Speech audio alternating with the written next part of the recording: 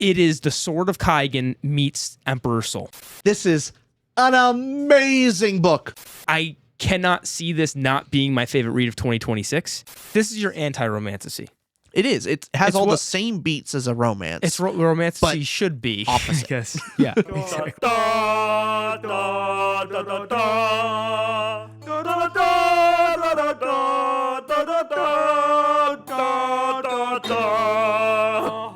Welcome everyone to the To the Realm podcast. My name is Richard. My name is Austin. Today we got a special book for you all. Don't want to bury the lead. The Poet Empress by Shen Tao, which was released January of the big 2-6. We're current. We're up to date. Wow. We are in the thick of it. Sham freaking. Wow. Thank you. I know. I am amazed that we are timely with a book release. Unbelievable. It's amazing. And we are because this was our book club selected this Yes. for the month of February. Our Patreon book club, they selected this book. Sometimes democracy wins. I'm eternally thankful because, without bearing the lead, this is an amazing book. Spectacular. Might I say, floored. This book floored me. I am so excited to talk about all the little details with everyone here. I can't wait to get into it. Poet, we're of course going to give spoiler free for the first 10 minutes, as always, so you're safe here. We'll give you your warning as well. The Poet Empress by Shen Tao is her debut novel coming out in 2026. And also, just to get ahead of it before we say, hey, what's the book actually about? It made me cry. It made me feel everything. It's one of my new favorites, period. I cannot see this not being my favorite read of 2026.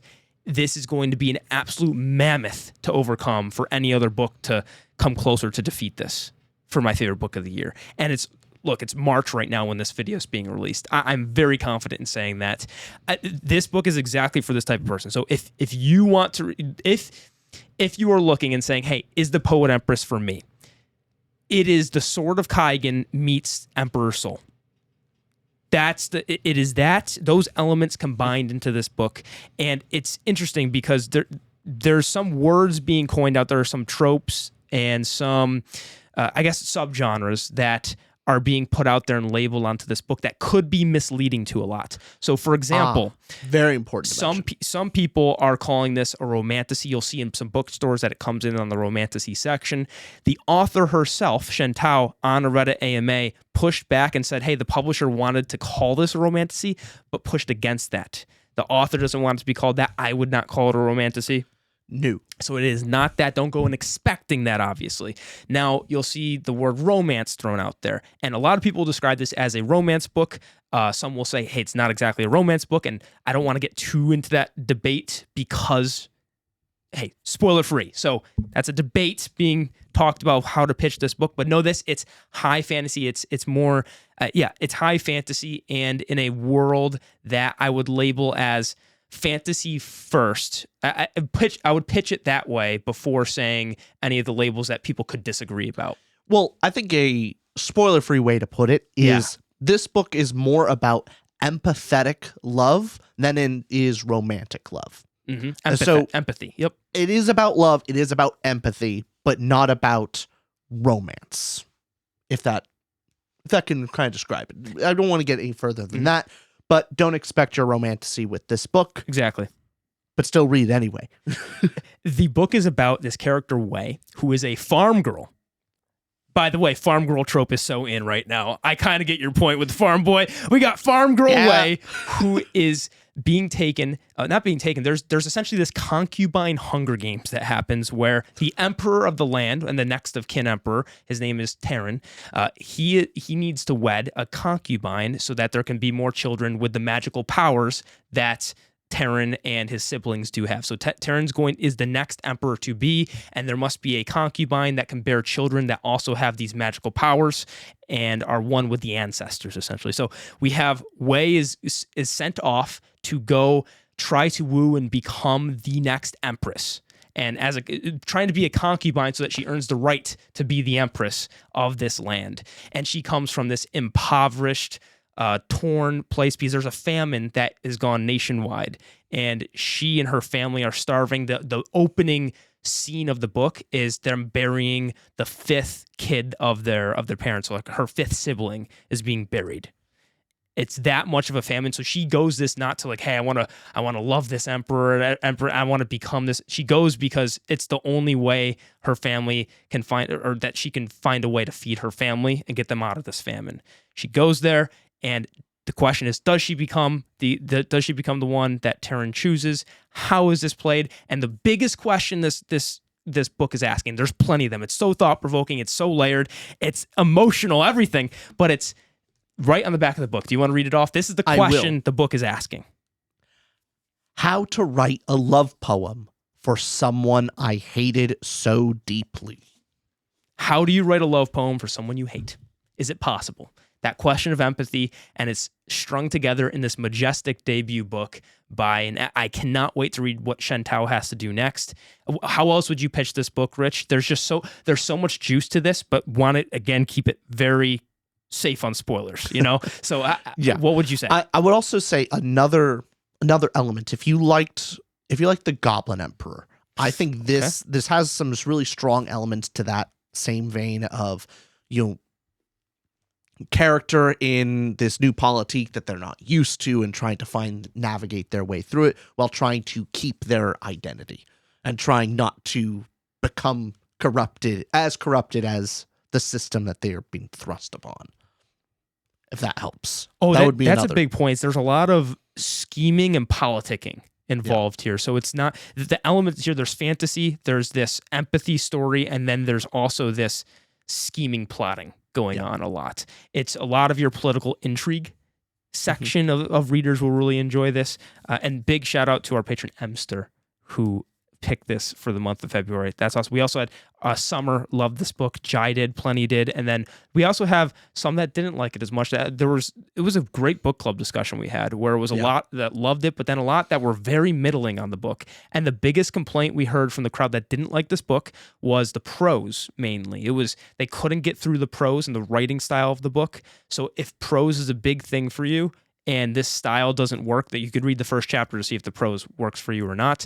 I would say of the categories, you can see our breakdown here below from Rich and I's category breakdown, but I would say prose is the least best, but I did not have any problems with it though. I would agree. It was effective for me, but I agree with you. I think the writing was really nice. There's some aspects to it, like if I were to, pinprick it, I can find it, but I really enjoyed the poetry of it. I think there's many lines here I thought was very beautiful. So I quite liked it. So what's your Rambler rating, Rich, out of 5 stars? Well, we already said it.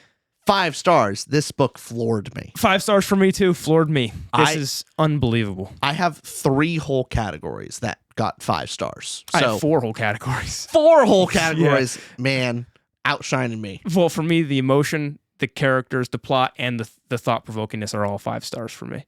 And the world building is also awesome. Yeah. It's just so much about this book. What were your 3? Emotional impact, thought-provoking, and characters. Gotcha. Plot is so close behind. Ooh, I will talk about like little things of like what could be more, what could make me floored. This was just spectacular. Oh, how dare you! I know. How dare you? My goodness. Was it from the fruit discussion? The fruit discussion in the book club? That raised the score. It was lower, and then the fruit discussion bumped it up higher. What else would you say for this book? Go read it now. Like immediately. Stop this video. Go read the book. This has the Ramble recommend. Like, read it. Read. I want to again emphasize. I have not had this type of feeling since the Sword of Kaigen.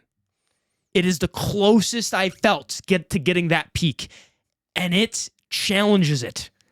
Ask me on a certain day. I don't know, because you've got the Sword of Kaigen with the Emperor Soul aspect, 2 books. Those 2 books for me are 5 stars. So you say, hey, I've got the concept of 2 books you already love. Here you go. This also does some very in one key aspect, you could even say maybe even does something a little bit better than... no, I wouldn't even say better. It just does things differently. Does it differently. Yep. And I love that it's different. I love it. Oh. All right. What else? Anything else? I kind of, unless you have something. Spoiler warning. Spoilers. All right, we're into it. Spoiler warning. Give them if they're driving, doing their things. This gives you time to. Okay, hey, this is your time to pause. If you're in the car, if you're listening to it while you're cleaning dishes, throw your phone across the room. Get it out. Take the ear. Throw the brick at the TV. This is your time. Do people listen to us on TV a lot? Apparently. If you are, let us know. Yeah. Let us know you're doing that. All right, it's been enough time. All right. Emotional impact. Plot summary. Yeah. Oh, the plot summary. Thank you for reminding me. Just a brief plot summary so we can recap on the book. All right. Do you want to give her to me? Am I? Well, go where I left off. Remember, Wei goes to Taryn in this concubine Hunger Games. She leaves her family to try to get them out of this famine. She does not believe she's going to be picked as a concubine, let alone potentially Empress. But Taryn comes to the door, realizes that she is a poor farmer girl, and decides to pick her not only as a concubine, a concubine, but also as his wife. That he will marry her and actually make her Empress if he ever actually gains the throne, which he is still the prince. There's still politicking involved. Anyway, she is chosen. She is now thrust into the limelight. Everyone is gunning for her position. Well, that scene where she was chosen, important thing is right before she's chosen, the person in front of her tries to assassinate Taryn in that scene, and what he does to her, but that potential assassin lets her walks away and butchers her in front of everybody. Yeah. And so he sees this person, Zen was her name, I believe, gets butchered and slayed, and she's now going, oh my God, what did I get myself into with this monster beast? She heard all these stories about Taryn, this feared butcher, massacrist, awful, abusive person. Turns out it's true. Yeah, it turns out when she is called to his bed for the first night, that he doesn't sleep with her. He doesn't want to sleep with her, but he does torture her. He makes her eat food until she throws up, and then eats rice again and throws up multiple times, and holds her at knife point and forces, like, if you don't eat, I'll kill you. And those it nights, seemed he picked this poor farmer because she doesn't have any leverage to fight back like these other people would. noble women would have family influence, but he can abuse her and torture her free of charge, no strings, no hold bars. Anyway, this continues. The torture ramps up even to the point of having her stab herself with a knife and him healing it, her losing all this blood. She eventually, and at the same time, she has to keep all this secret. Then other people are vying for her spot. The current Empress is trying to either convince her to betray Taryn or actually just kill her herself. And these other concubines are jealous because Taryn's doing something unlike all the other previous emperors to be, and is only having her come to his bed and not sharing with any other concubines. So with the rest of the palace trying to oust her, oust our girl, we also have this new subplot added. She wants to kill Taryn. Taryn is a torturous bastard that really does not deserve the throne. The entire empire would be fallen into war and ruin if he actually ascends. So she's like, how do I kill him? And she learns about this new thing called a heart, the heart poem spell. Like, am I double check? But while you're making sure we have it exactly right, the reason she has to do this. Do you have it on page? Well, the reason she has to do this is because Taryn has the Arcane Winds, I believe it's called, or the ward, where he is protected because of this literomancy spell that he used that gives him essentially immunity from getting killed at all, which is what we saw earlier in that scene where Zen, the assassin, tries to kill him. The blade literally gets stopped from this magical shield he has that makes him invincible. So the only way to kill him is because his defenses will be down when the emperors in this land, they have to defeat a dragon to become emperor officially. And when going to defeat the dragon, his magical shit, this arcane winds or ward, sorry if I'm using the term a little wrong, the word, will be gone for that period of time. And the heart spirit poem is the only thing that kill him. A poem, like a love poem, that would ultimately kill. And so she has to learn how to write a love poem about the man who tortures her. How do you write Many love about nights. someone you hate? What a question, right? And she has to do this while all trying to stay alive from all the different vying factions for her. Absolutely wonderful. And there's multiple subplots with Hessen and with her learning to read while this is happening, because she has to learn how to use literomancy with this magic system here. It accumulates. You have betrayals. She makes allies, betrayals. We'll get into all that in the review, but the ultimate, all is lost. Oh my goodness, what's happening? She decides at the event, she decides not to kill Taryn because she realizes that the brother Morrow is maybe not as bad, but pretty darn close to as bad as Taryn, and would betray her and everyone she loves. At least she has some leverage with if she was Empress. If she's Empress, maybe she can do some good. And so she decides to spare Taryn, the person that she hates, because if she does, it would kill Morrow. Then Morrow enters the fray. Him and Taryn fight, and Morrow dies. After she actually, instead of getting the poem to kill him, saves his life by literally reviving him, touching his heart with this poem she writes, brings Taryn back. So then Taryn, after knowing that he literally felt her love, is looking to her in this moment and thinks like, oh my God, finally. Someone that loves me. Someone that actually sees me and I can trust.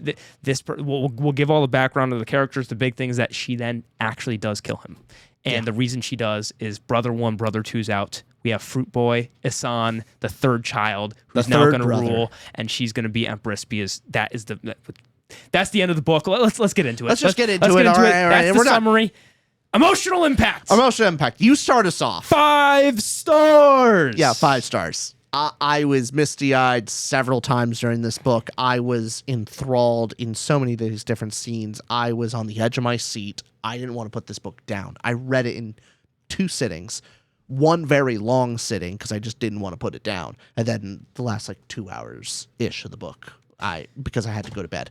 But other than that, I was on the edge of my seat for this entire book. The whole thing was compelling. Yeah, whole entire thing. The I guess what emotions it's going for, the cries, the emotional, the gut punches, but also such tense scenes. And I did not know which direction this book was going to go. Oh God. Because everything was set up so well with Wei's character of she was starting to taste the power. So what direction is she going to go there? Or is she going, whether she was going to kill Taryn or not, I genuinely did not know. I loved that. I loved that I did not know. And it could go any direction, and it could have worked. Yeah, I love that. When we got to the end scene, I didn't know. I didn't know if she was going to spare him or not. Yeah, a beautiful ending as well too. It worked so well. There's the 2 biggest cries. So there's plenty of emotional scenes for me. Maybe I'll go 1. We can bounce back. Right, 1 emotional gut punch that. I cried in this book. I cried at the end page. I'll get to that in a second. But the story of Taryn, where we are getting these flashbacks or stories because we're reading both Morrow's journals and Wei goes to visit Taryn where he was for those several years that his mom took him, and we see from Hessen and Hessen's story of who is Taryn, what made him the awful person he is today. And you see what actually made him this awful person. It was a lot of things. We can get into that in the character section. It was, we'll save that for the characters. So there's a lot to discuss there. But what was the scene? The scene for me that got me was after seeing this story from this person who is he worthy of empathy, and we're asking this constant question. And he's in the dueling scene with his brother, the person that basically pushed him that final straw. He was making the arcane winds for the ward for his brother. And his brother betrays him, and that was the final betrayal for him. And then he shuts himself off literally with this magical ability from the entire world. Nobody can hurt him anymore. And he has to hurt others just to show that be fearful of him. Don't get near him. And Wei in that poem actually revives him, touches his heart for the first time after he finally feels that inkling of whatever that love is. And he, looking into Wei's eyes, the person that's about to kill him. If you look at what I love about this book, if you look at the story from just from just Terran's perspective, like just his perspective, this is a love story. This is a quote unquote romance from his story. Mm-hmm. From his story, he abuses this farm world the whole time. He's mean to everybody. He pushes everybody away, says no to this one woman. He tortures her. He makes her eat rice. He bloats her. He bludgeons her. He does everything, right? Awful things to Wei and everybody around him. And then in the last moment when he actually goes, I did all of this to her, and she revived. I felt in my heart, she actually loves me. She brought me back. She's the one person that didn't betray me. He feels that inkling of love that he might have gotten from his brother. He might have gotten from his mom, but his mom's awful. And she kills him. It's a tragedy from his end, but from this person who's awful and despicable. And like that, the conflicting, the intense emotions, the everything is just bombastic about that. What a fascinating tale to show the perspective from from the victim Wei here, of just the story from Terran's point of view is just such a compelling, interesting, and emotional feel, because here's the emotion I'm feeling. It's like the person's awful. I'm not sad. It doesn't condone any of the things he did. What it does do is it makes you go, wow, I understand him. I understand this awful person. And I understand the thing Wei does of she was able to empathize with also realizing this person's got to go. Yeah. That was just such a perfectly constructed emotion. Like every single note of that hit for me. It is Wei being able to hold both empathy and justice at the same time, I think was just a very poignant scene. Yes. By the end of it, before that moment, Wei wanted him dead. Mostly out of just pure revenge of like, I hate you. I want you dead because of what you've done to me and everyone close to me. And by the end, taking his life was more out of a sense of justice than it was out of just pure revenge. She did empathize with him and felt bad for the way that he did, like his whole life and what made him that way. But it didn't stop the fact of like, you still need to go. And oh God. Yeah, no, that scene. That struck a chord. What for you? What was a scene that got just emotional burst out of you? Well, I'll start right at the beginning, like really early on, of just how this book was set up with Wei being like, I get to attempt to become this concubine. Maybe my brother can go to school. Maybe he can get an extra bowl of rice. And just that whole situation, like how it was described, just made me sad. Like right out of the gate, I'm like, oh God, I'm in for a. You're in for a ride. I'm in for a ride. But beyond that, there was I think the next, one of the next like impactful scenes for me was Wei cutting out her adversary's tongue. Oh, I didn't know if she was going to do it. Up until that point, she was trying to find out clever ways around of like, she doesn't want to be cruel. She wants to, trying to forgive her enemies mostly. And at this point, she doesn't know. It's partly she doesn't know how to get out of it, but also she realized that this person tried to kill her.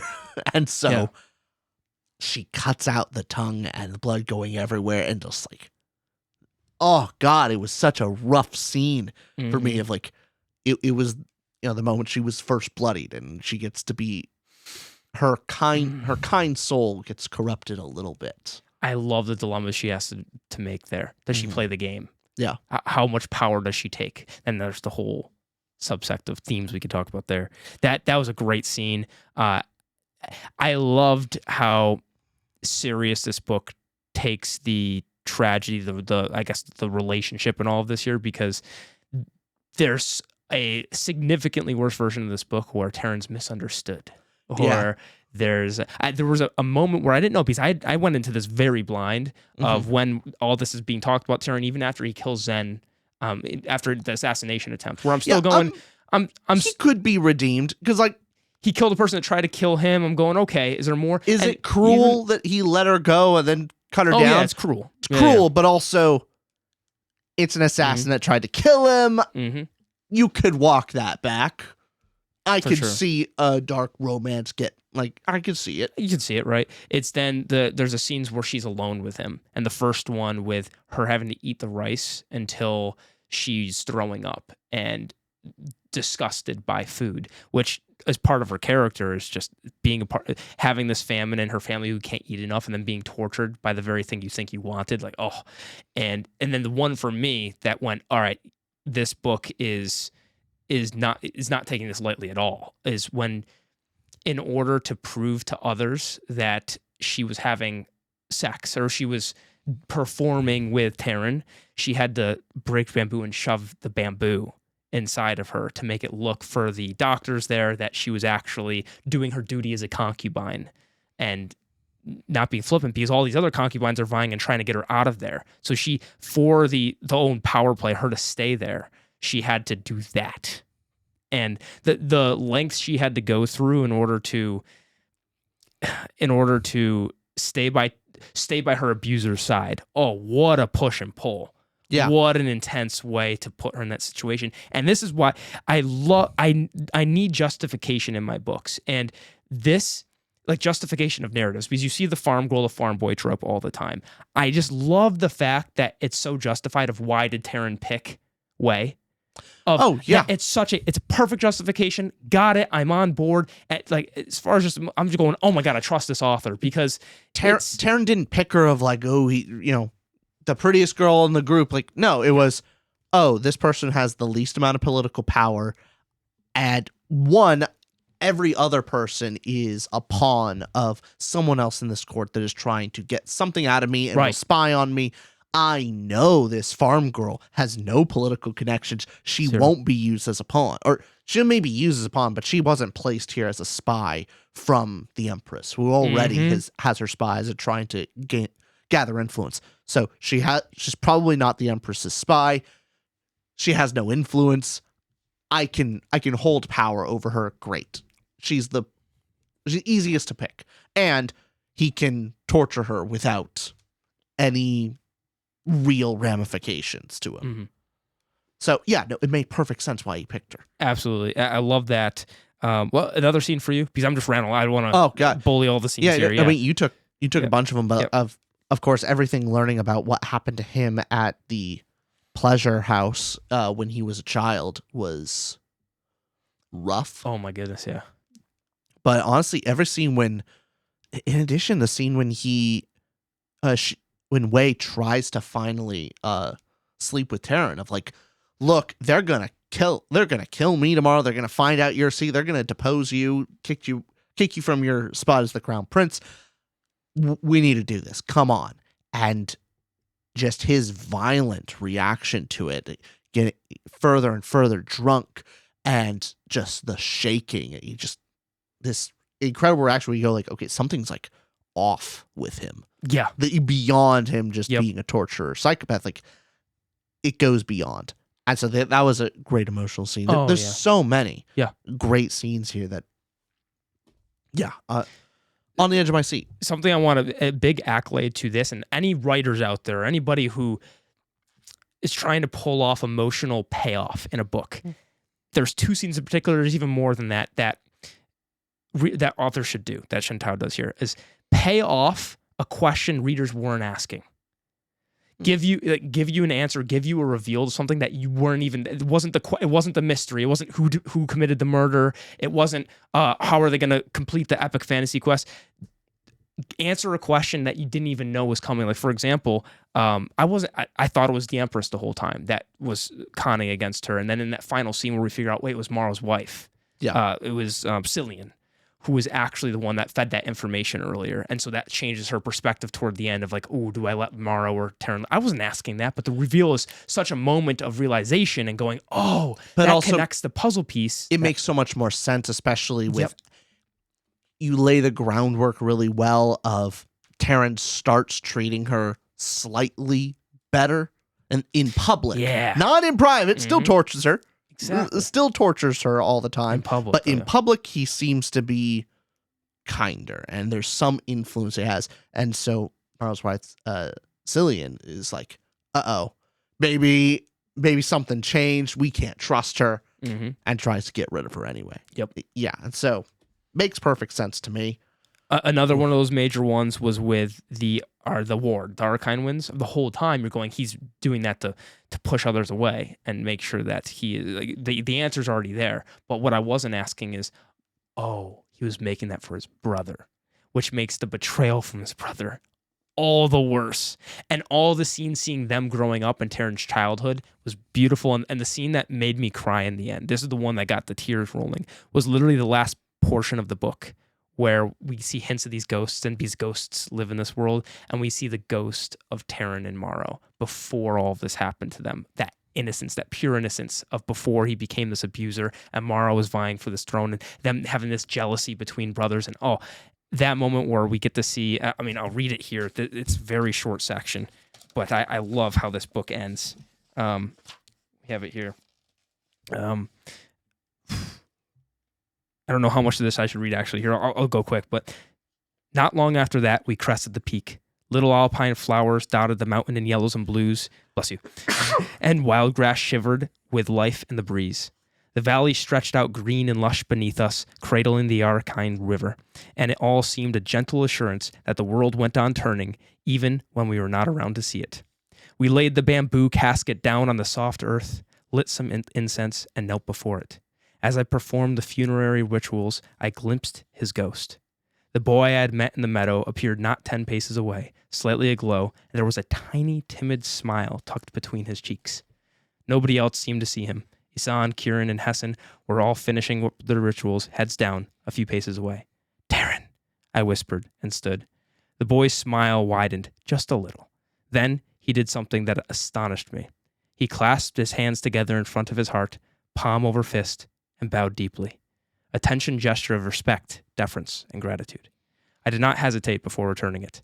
We stayed that way for a long time, our heads facing the green grass beneath us, our hearts beating in sync. Thud, thud, thud. When we rose again, something pulled his attention to the side. The ghost of a second boy had stepped out of the dawn, only a bit older. The glow of his sigil was gentle. The instant they laid eyes on each other, Morrow let out a little gasp and threw his brother into a crushing embrace.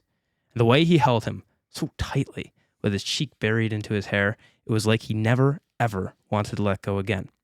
They did let go in the end, but only because they had somewhere to be. Behind them, even more friends had appeared.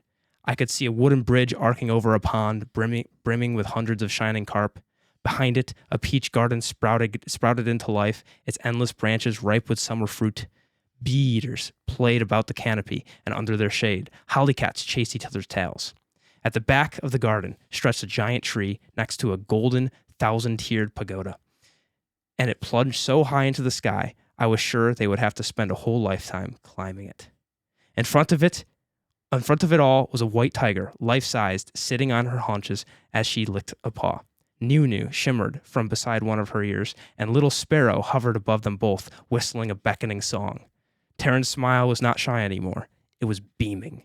Morrow straightened the collar of his brother's gown, put a gentle arm around his shoulder, and began leading him to the summer garden, perhaps to spar, perhaps to play dueling couplets, perhaps to simply run around. They did not look back.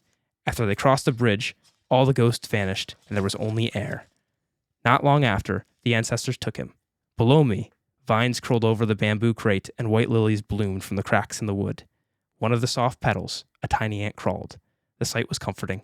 The country might not forgive people like us, but at least the ancestors still could. That's a perfect ending to a book if I've ever read one. My God. And the buildup of knowing the brothers' relationship and the buildup also of Taryn's ghost when Wei is out by the whorehouse really and he sees Taryn's ghost as a child. The implication of that being is like that is the place that the boy Taryn died, and the man Taryn began, like some part of him died there, and at the rest of him is just a shell that continues on living. So I think there's the significance of that, just so paying that forward of when at the very end. But oh god, there's so many really emotional scenes through this entire book. I do want to talk about briefly. I don't know if maybe this will be a good way to transition to thought provoking as well. Okay. For a story about the emperors and concubines, like a story that features the chief concubine, and this story does not really go into like the sexual abuse of our main, like our main character is never sexually abused by her husband. She is by the doctor, but let's take that aside for now. And Taryn's abused by from his mother and that, but yes, but it also isn't explicitly shown. It does not seem to be the immediate focus for our main character, and so all the torture that is done to her, she is not sexually abused in that by Taryn specifically. So I kind of appreciate that it's an interesting choice for a story on concubines, and that's not a feature when most stories I think would actually feature that as one of the prominent traumas and hardships that the concubines went through. I deeply appreciate that this is the direction it went. Yeah, not only is it not graphically shown, which definitely appreciate, I think just as far as this story wants to tell something a little different, it decides to not have Wei actually be the chief victim of sexual abuse, I guess. She's tortured in many other ways. I think it lends the ability for this story to focus on a lot more of the emotional abuse and empathy and love. I think if Taryn also sexually abused her, one, it wouldn't make plot sense because of what happened to him. Yeah. But let's say it manifested differently. He actually did sexually abuse her. Well, plenty of people who are abused as a kid sexually do that as adults too. Exactly. Right. So it could make sense. Yeah. But I think it just would have muddied the whole message, and it would have made it, I think, less believable, especially for a reader, for her to be able to write this love poem. There's something about that. So yeah, I appreciate that that's not the direction that this book went into, that it was a little different than what I expected. Never during any of these scenes did I feel like it was this torture porn or whatever you want to call it, of trying to make you these graphic scenes just for cruelty's sake. Oh, yeah. Never felt that with this book. All the torture scenes were, if anything, very muted. Like, told about it. You're given a little bit of the horror, but you're not given the graphic nature of it. The bamboo. The bamboo is the worst. But all the moments of Taryn torturing her, most of it's glossed over. Of just like set in after fact of like, oh yeah, he cut me. There's a handful of instances, but yeah, it's not gratuitous. Well, early on, once we get the more specific scenes of showing us that, the later scenes use the background of having seen these tortures in a couple different settings already, differently. But even in those scenes, I didn't find it gratuitous. Yeah, I get you. Do you want to go into thought provokingness? Yeah. 5 stars floored me. Yeah, 5 stars. Oh, there's so much. Can you love someone that you hate? I think this book at least proved to me, the reader, that you can have an empathetic sort of love for any human being, and especially with how they got there. Like there's some, you can have a degree of empathy for even the worst kind of people, and that doesn't detract from your actions of, like, justice, and it doesn't mean you have to be merciful if you're empathetic. It just allows you to be sorry for how they were treated, and that's a very interesting story, and I appreciate going through it with her. And that, I really appreciate how Taryn reminds me in many ways of Takaru and different. But I won't get too into that. But I like the different directions they take with this theme. It's great, and with some similar, but some different. But with that question of can you love somebody you hate? Can you write a love poem for someone you hate? I guess that empathy is partly the answer, or mainly the answer. Something that was interesting during the book club when we were talking, because we're asking from Wei, it's not a romantic love. It's not this romantic interest in Wei, or sorry, in Taryn. It's not Wei's in love with him in that way, but this empathy. I think in many ways, this is where a lot of the themes encapsulate from Emperor's Soul, but in many ways, she has the same kind of empathy a mother would have for a child in that way. I use the example. She develops a love for the child, the boy Taryn. Yes. And what's touching about empathize with him. What's touching about that is his childhood. You see how his own mom abused him. The person, like when it's mentioned, all these things about his past that were actually untrue about Taryn. So many things were untrue, but the one thing that was true is he actually did kill his mom. And look at the abuse that happened to him. And when his mom's brought up, this look on his face always happens. And it's that strange thing from a child who doesn't feel that love from their own mother of what happens to a kid like that, amongst other things are the reason. But then in the end, they have this kiss in this moment from at least that's what I'm saying. This romance story from Taryn's perspective. It also, in a way, it has that romantic love element from his perspective, but it's a mother's love perspective from Wei in the sense that she is empathizing for a child who has taken the wrong turns in life and is an awful person. Like I gave the example in the book club of imagine the mother of the Columbine of one of the Columbine shooters, who mass shooting here in the U.S., where the mother then went on to do TED Talks and interviews and these all these talks about how could she be the mother of a child that killed and did this massacre, of how does she still love her kid? Like it's this empathy, this love that you have for a kid who's an awful person. And in that same way, Wei seems to have this realization of being able to separate, like, hey, awful person that must have get justice and die doesn't mean like this empathy that only this unconditional love that is still somehow there and able to coincide with the realization that you're a monster. It's that interesting. The book dynamic. put it where Wei was saying, like, Taryn is still a monster, and especially in key moments, you can see the monster in him, but he is still a man. He is still human.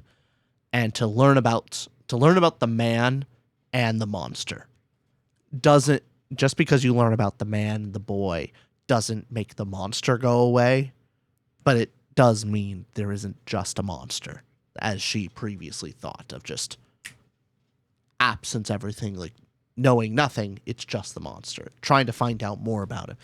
I liked that balance that it handled. And what encapsulates a man, because as she's figuring out from the perspective she gets, she sees what is Hessen's perspective of this boy, Taryn. And what are Morrow's journals saying about Taryn? What is actually going to the site and seeing from the firsthand testimony of those who knew Taryn as a boy that were coming there and knew the Empress as well. Every single one adds to Taryn's story of who he is. And then also from Taryn's own words. What are the fictions about somebody? And the lesson also taught in this book is, hey, fiction is more powerful than truth in many ways. What you believe is much more powerful than what could be reality, because Taryn in that last moment believes he's loved and is safe. He dies. He gets killed because his fiction is, oh my goodness, I was just saved by Wei. There's this moment now of bliss for him, and this ending of he finally lets his guard down. The first time he lets his guard down after being betrayed by Morrow. Yeah. Dead again. Or yeah, literally dead again, but dead. Yeah, dead again. My God. And so that's something from Empress Soul that touches on a lot of what makes the soul, what makes that person. How do you think it took that theme of what did you appreciate about the building of Taryn's past? Well, I did love just, I don't know how many other stories do this. At this point now, it's like the second of our main character having to learn the history and read, and through interviews, like learning the story and the history of a man to understand him. Yeah. To basically build, like it being a required element. So a journey of discovery of another individual, like through third party. and ultimately to accomplish this goal, to like take the measure of their soul. I enjoy that. In both instances that I have currently seen it, Yeah. I thoroughly enjoy Every bit. this plot journey. This is good. This is a good idea for, at this point, it is now a trope, and I like it. I want more. I want more of this trope. What is that called? The build a soul trope? Yeah, I don't know. Like discover the soul trope, I guess. Yeah. Interviews of the soul. Oh, that's nice. Eh? Yeah. I like that. I like that too. That's Yeah. the new trope. We That's labeled my it here. favorite trope. Interview of a soul trope. Interview of the soul. I don't know what I was getting at. Another here, you were getting at how you like that style of finding out more about Terran Yeah. and what it says about hey, fictions versus who are you actually. Oh yeah, and developing of your own self-identity of ultimately Terran projects this image and persona of a monster, which he eventually does become, but he thinks that's the only way to get people to leave him alone, to stop hurting him. And everyone around him, his mother, Hessen, Morrow, everyone is out to get you. There is no one actually loves you. It is like, it is hurt or be hurt. And his mother at the very end saying like, just torture, kill this fish. Just kill one more. You have to kill your brother. And find like him realizing you just have to kill or else you're going to be hurt. And he finally kills his mother, the person who's been hurting him the most for so many years. Yeah. And then from that point on, there was a sense, even during the moments when he was torturing Wei, that it seemed performative. He didn't have an emotional joy out of torturing people. There was never like, it's never he had this like sick joy. He's not like one of those psychopaths that actually enjoy it. It seemed almost, this is something you have to do. This is what I was taught. This is, oh, well, this happened. Well, I guess I have to torture someone. Like, that's the only way to guarantee they stay away from me and they don't try to trick me. In the scene where he's admiring the animals he's alone, but then he notices Wei watching him. Yep. So from a little boy that just loves nature, he loves wildlife in general, specifically carp, but he loves the little birds. His first spell is to basically revive the bird, right? Or is it fish? Bird or fish, animal. Whichever it was. I forget the exact animal.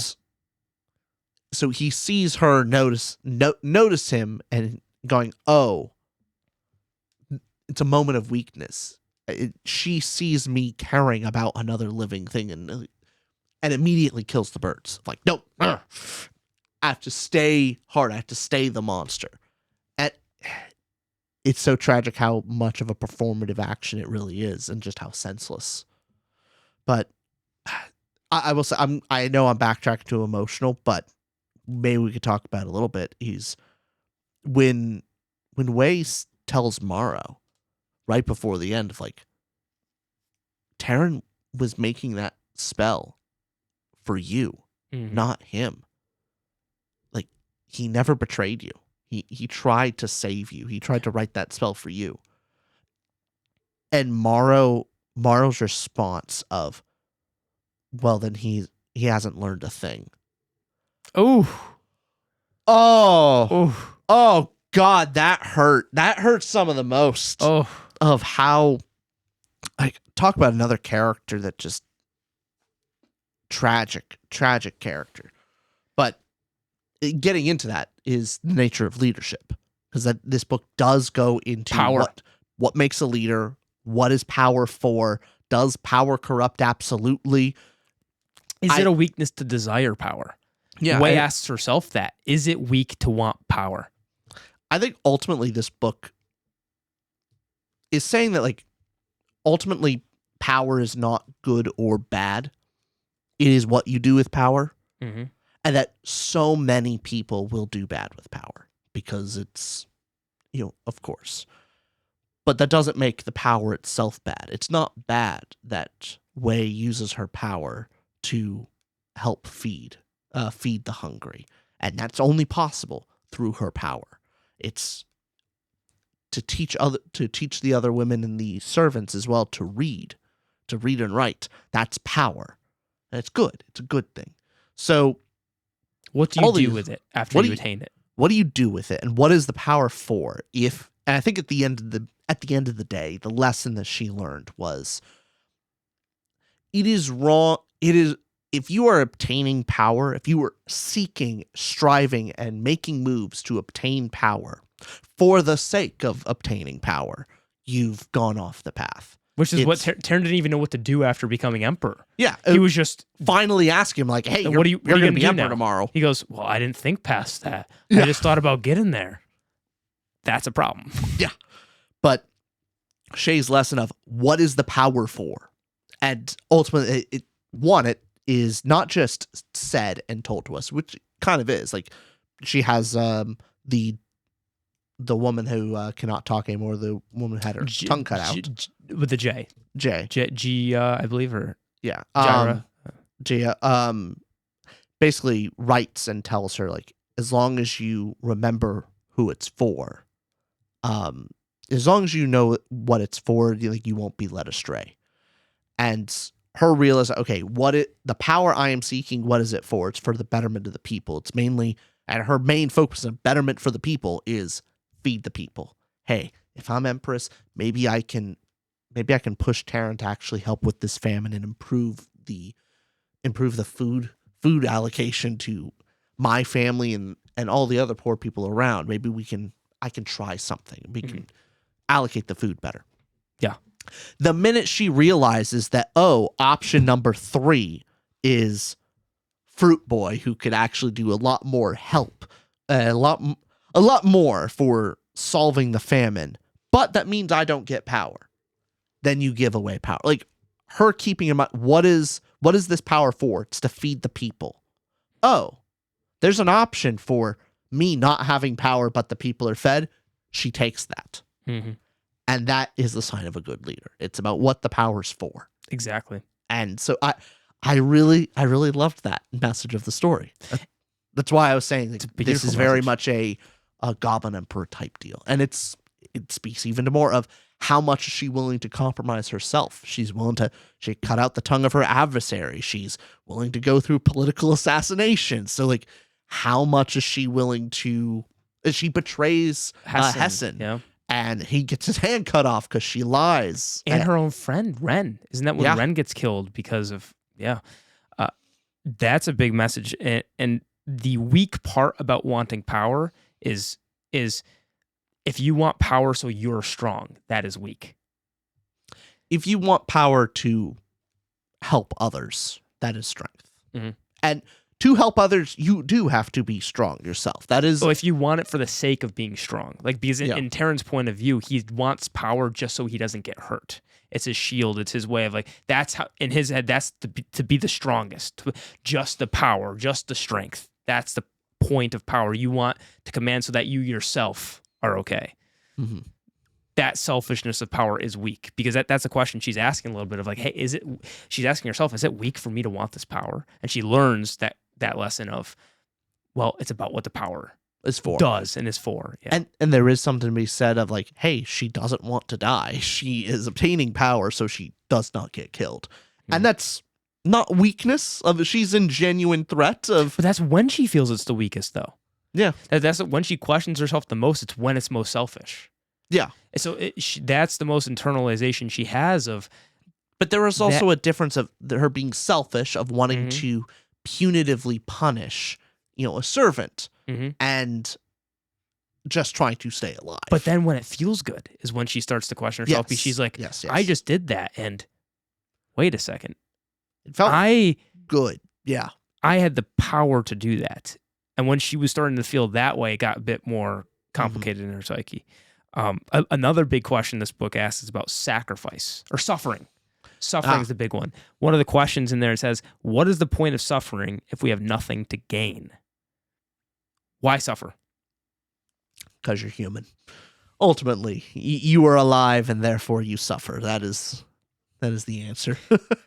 A part of that, the gain to suffering ratio that's being asked from what she's sacrificing. So she's suffering this entire book. And by the end, it's looking at all of this suffering happens to her. What does she gain? What is the suffering for not? If in the end she does kill Taryn, in her mind, she suffers constantly, and the gain she has is, well, the empire is going to, people will live on, and hopefully with Fruit Boy Asan, we have a chance. But it's a better option than Taryn or than Morrow, Yeah, at the very least. And so, but she's given the same choice as Taryn's mother Taryn's mother, with how much she has suffered, being the concubine's wife, and also what happened to her of being a prostitute out in the field to all of the different soldiers, and then by her own guile being able to become a concubine and Empress ultimately, or one of the, not Empress, but what the mothers of the princes, higher status, and ultimately realizing, I have suffered all of this to be left with nothing, of my son not even obtaining power. Like, I have to get something out of all of this. Yeah. I have to have suffered for a reason. I will get something. And where that, of course, leads her to torturing her own kid, where we have Wei accepting all the suffering and willing to throw away the reward at the end of the day, as long as not get herself something. She expects to be imprisoned. Yeah. Possibly dead.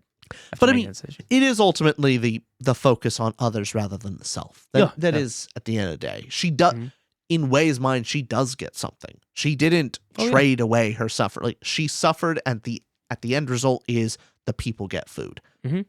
That is the purpose. So to her mind, ultimately, did she sacrifice her goal? No. She accomplished her goal. And Taryn's mother, it's the suffering, but I must gain something. Yeah. In return. Another theme I really loved was about the soul of the author. And this is a book about poetry. It's about we'll actually discuss in the plot section of not getting the full poem at the end. That's an interesting thing to discuss. But a book about poetry and transcending through time. And here's a couple quotes from it. So Pima in the book says this: everyone who tells a story leaves a part of themselves inside it. That is what gives it power. There's a feeling from the story and the feeling from its teller, both working together. Then another section where it talks about how words are magic. You have never spoken to them, yet they have made themselves heard. So that's so apt in this book, especially. This book is evidence the death of the author is not dead. The author is not dead. That she can take nearly the same poem, her heart spirit poem that is designed to kill this person you love, and through merely her intent, a few words here and there, but it is the intent of her author to actually save Taryn that it works. And so the intent matters. And it is both the speaker and the listener combined. It is that person transcending through time and in poetry. So we're seeing from the perspectives of Hessen, Morrow, we're seeing how what is their perspective and their story of Taryn, this person. What is their fiction in a way? Because it's them speaking about their experience with Taryn, which doesn't give the full picture, but gives a picture. And you start to put those pieces together more and more. And each person who's speaking to her through time, so Morrow specifically with his journals, is speaking with him and touching him. And all the poetry in this book of the dueling couplets that they have of what are you saying, and what is poetry other than the author trying to convey something with meaning and emotion that strikes a chord. And I'll have in the prose section at the end here my favorite poem from this. But I love that it's thematically tied to the idea of writing and how important literature is, and that she's trying to become a literomancer. Literally, words have magic and create more magic in this world. The power of words is the power of words isn't just in this world. Literally, isn't just speaking to somebody, but is feeding you. It means everything to this world. So I love that. And then that kind of gets into the idea of like how even the empire is fictitious. This is all just a fake thing that we believe this. You and I, if we believe that Tutor Ramble exists than it does. Tutor Ramble is a fiction, right? It's just a name we came up with. All LLCs and companies are fake. They don't. It's not real. Are you saying that companies are not people?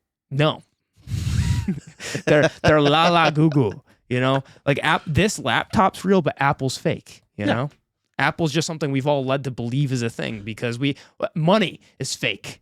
It is. Money. We've all just say, hey, I guess we will attribute this dollar means that it equals this much, and we will barter, or this will cost this much because we all agree into the system that will. Fiat currency is fake. Correct. Yeah.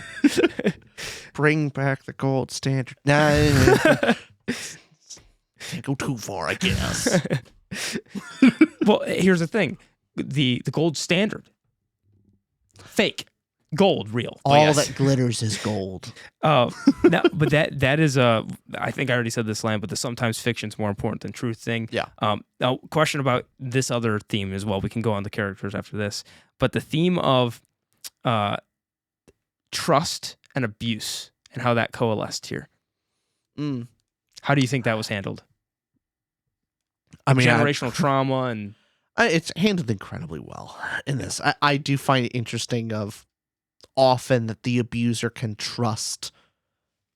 only trust through that position of power. The reason why they abuse is ultimately to gain trust on their end. Taryn and all, Hessen, and ultimately even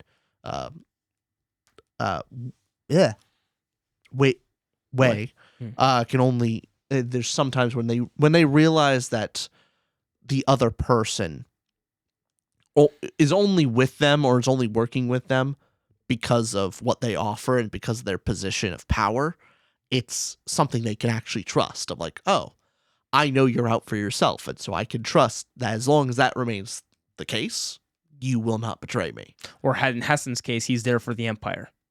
Yeah, he can trust that, hey, I know you don't like me, but I know you like the idea of this empire, so therefore you're not going to kill me. Yeah, and ultimately it's the idea that all love, I guess, is conditional, and what Way offers at the end is unconditional love. Right. That despite the conditions, despite the abuse, despite everything that you've done, that the love comes from something else, that ultimately, parents should, I know not everyone does, but parents owe unconditional love to their children.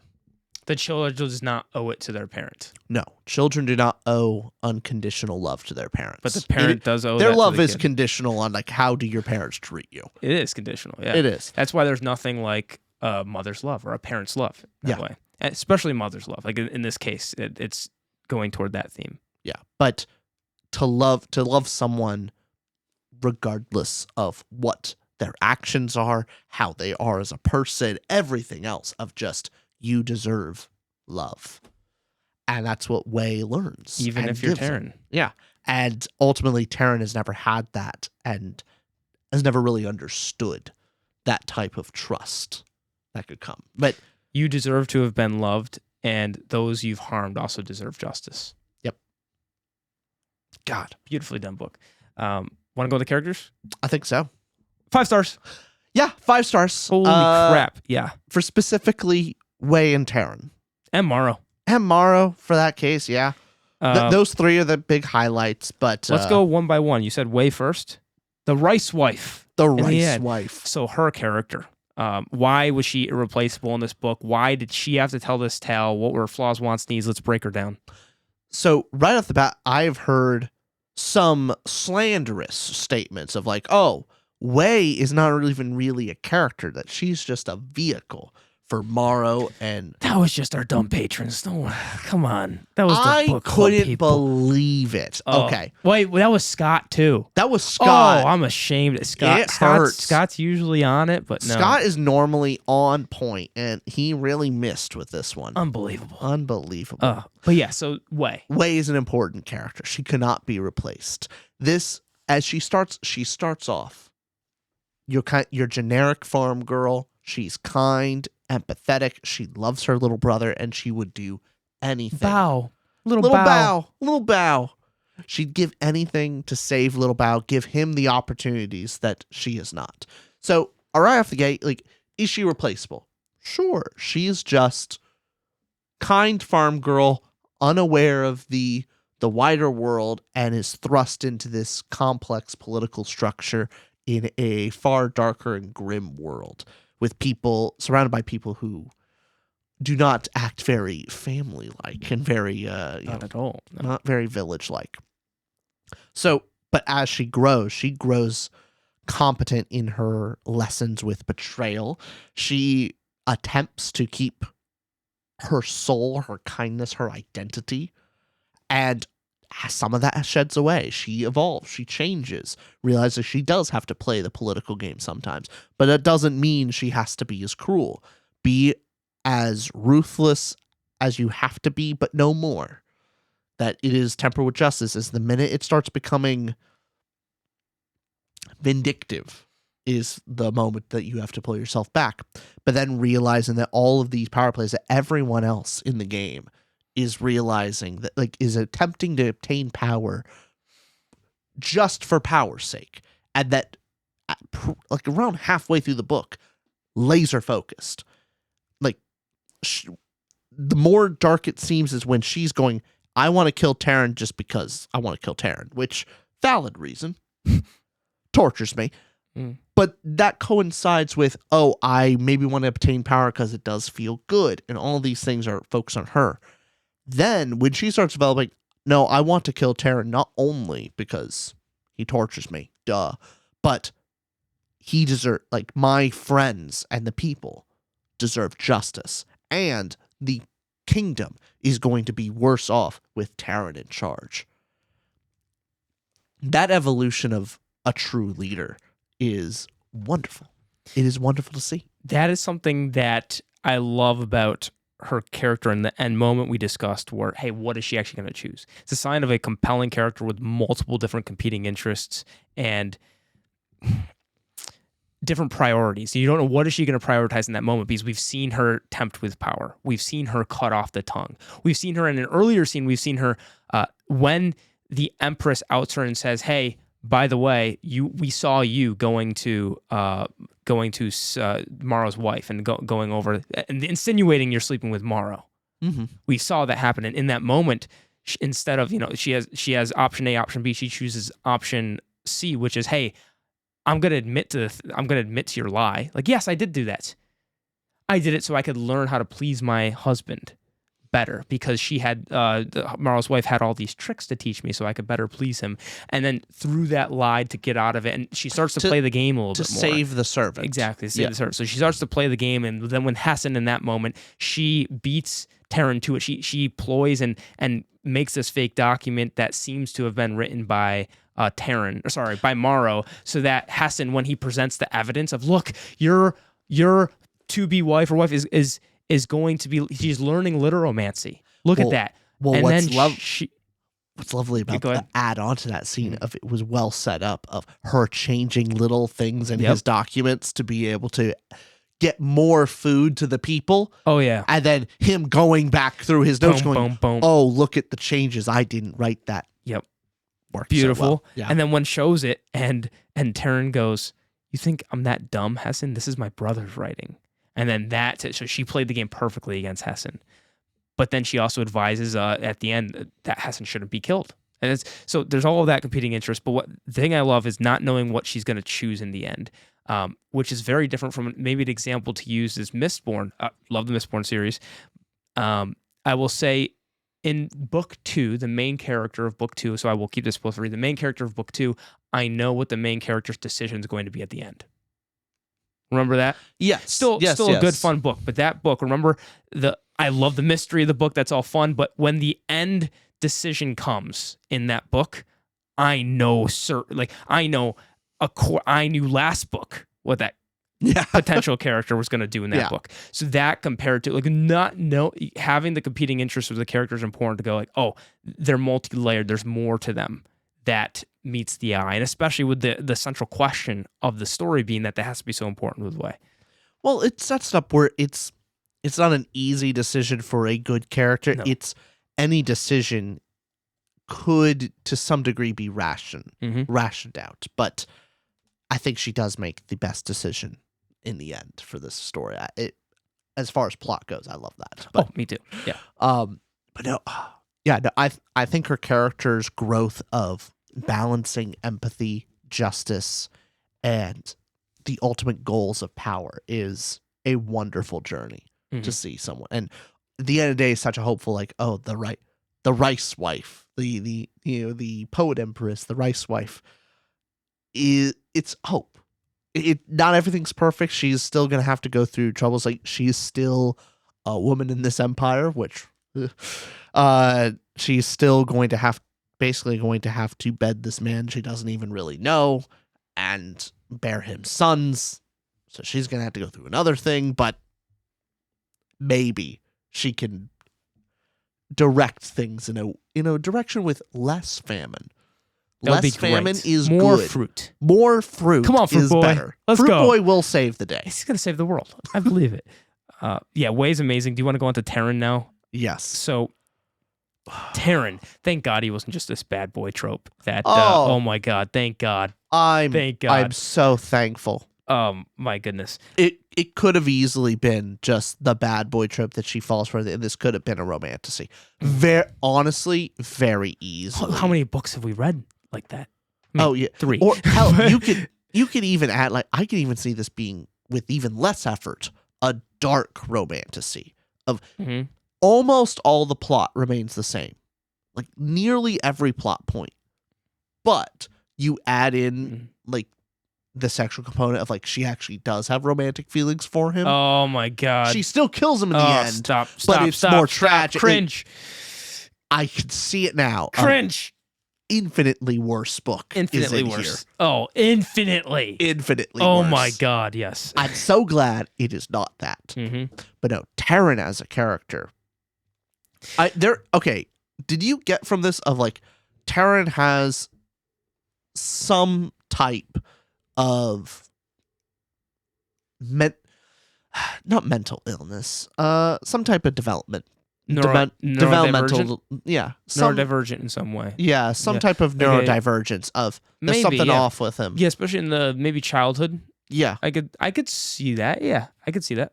Yeah, just because he's not just a kind child. Like, his degree of not being able to handle social situations, his inability to really clue in on social cues. You even bring that up when he's an adult, of him slaughtering all of her staff. Yeah, and him going like, "Look, I did this for you. Yep. Aren't you happy? Oh, was that wrong?" Like, not understanding her facial emotion. Like, I would imagine she's not playing the game that great in the moment. I mean, ways in the writing, it's showing how furious she is. Yeah, she would kill him right then if she could. Someone other than Taryn would look at her face and go, "Oh my God, you are furious. You're angry. You're horrified." Taryn can't seem to get that. No. So I think he has a real hard time reading facial cues in general. And I think that it was evident in his childhood and even as an adult. So then he cares more about animals than humans. Ultimately, is a big thing. Yeah. I mean, you see the way he treats fish, and that being a symbol and theme throughout the book. I also love this as a standalone, by the way. Oh, that's also chef's kiss. More standalones. Oh, give it to me, the whole story. Got it. Oh, beautiful payoff. Great. All-timer. Put aside. Love it. Also, how beautiful is that cover? I mean, come on. Wonderful art. Wonderful art. Oh my God. But yes, nice texture. Yes. It feels nice. Let's mix in both Taryn and Morrow with this, because their brotherhood and their relationship coincides, where we have, as they raise as children, Morrow is the first child and supposed to be emperor, and his father says so as well. But then when Taryn has this first inkling that he is he has the swords, he has the power of the military, versus Morrow, who's the merchant, builds roads. His entire goal is to build the salt road, because his father wants him to connect and to lead to more commerce and helping the land, especially with this famine going on.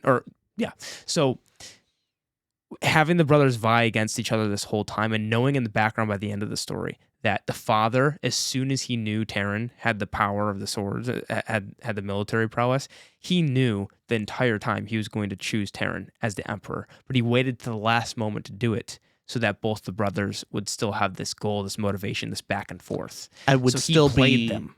would fight against each other, but would also fight in their aims to better the empire. Yes. Because if he immediately chose Terran, then would Morrow work himself half to death for the Salt Road? No, he probably wouldn't.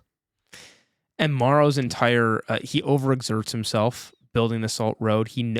Terran, his younger brother, is able to do literomancy before him.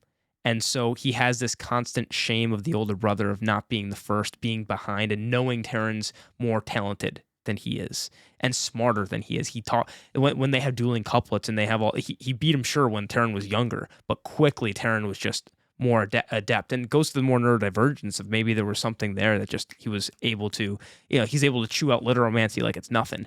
And so that's another thing in the end we could talk about the 20,000, right? But them having that back and forth, and Morrow being constantly ashamed and having this position that he ought to have and that he's expected to have, and being outshone by his younger brother.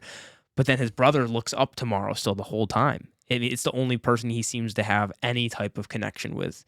And so when Morrow takes the game more seriously that his father's ploying them against, and takes the game and the power over the relationship with his brother, and is sitting there in that scene, he's ready to go to Terran and he's going to kill him. He's going in there with the intent to kill Terran, and Terran is there to like give up the Arcane, like he's making the Arcane winds for his brother Morrow. And then when Terran, opens up to him and Morrow has this doubt and he second guesses himself, so goes, Terran, I can't believe I was going to do this. I was here to kill you. And then Terran, an arrow comes and shoots him because the people followed Morrow and didn't trust that Morrow would go through with it. That moment breaks Terran because the one thing he was holding on to was his relationship with his brother, because everybody else, his own mother, treated him horribly. His own father, everybody around him, and this kind of develops into his adulthood where he goes, every single person hates me. Everybody hates me, so don't act like you love me. And he plays into the role that everybody thinks he is. Because, hey, I'm the person that's to be hated, to be feared. Hate me. And how much, and especially after his military campaign, that it just amped up. At some point after the military campaign, he is feared. He is greatly feared on the battlefield.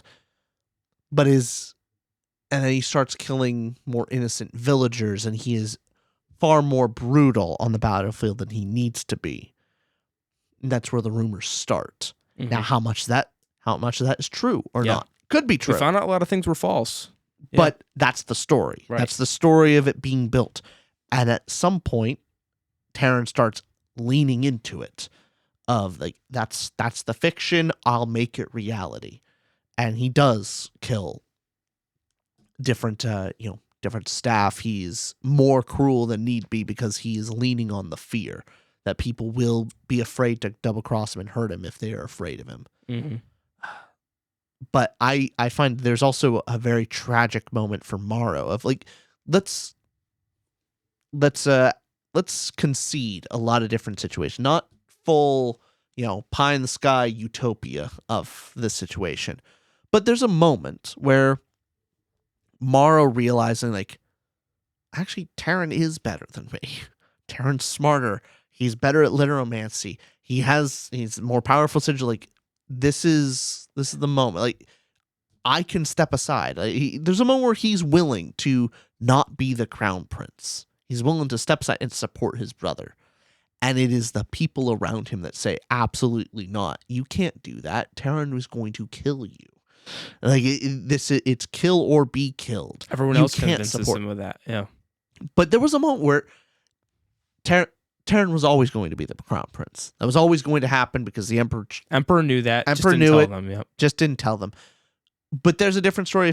If there was different advisors, if Morrow had someone kind around him, then maybe you would have a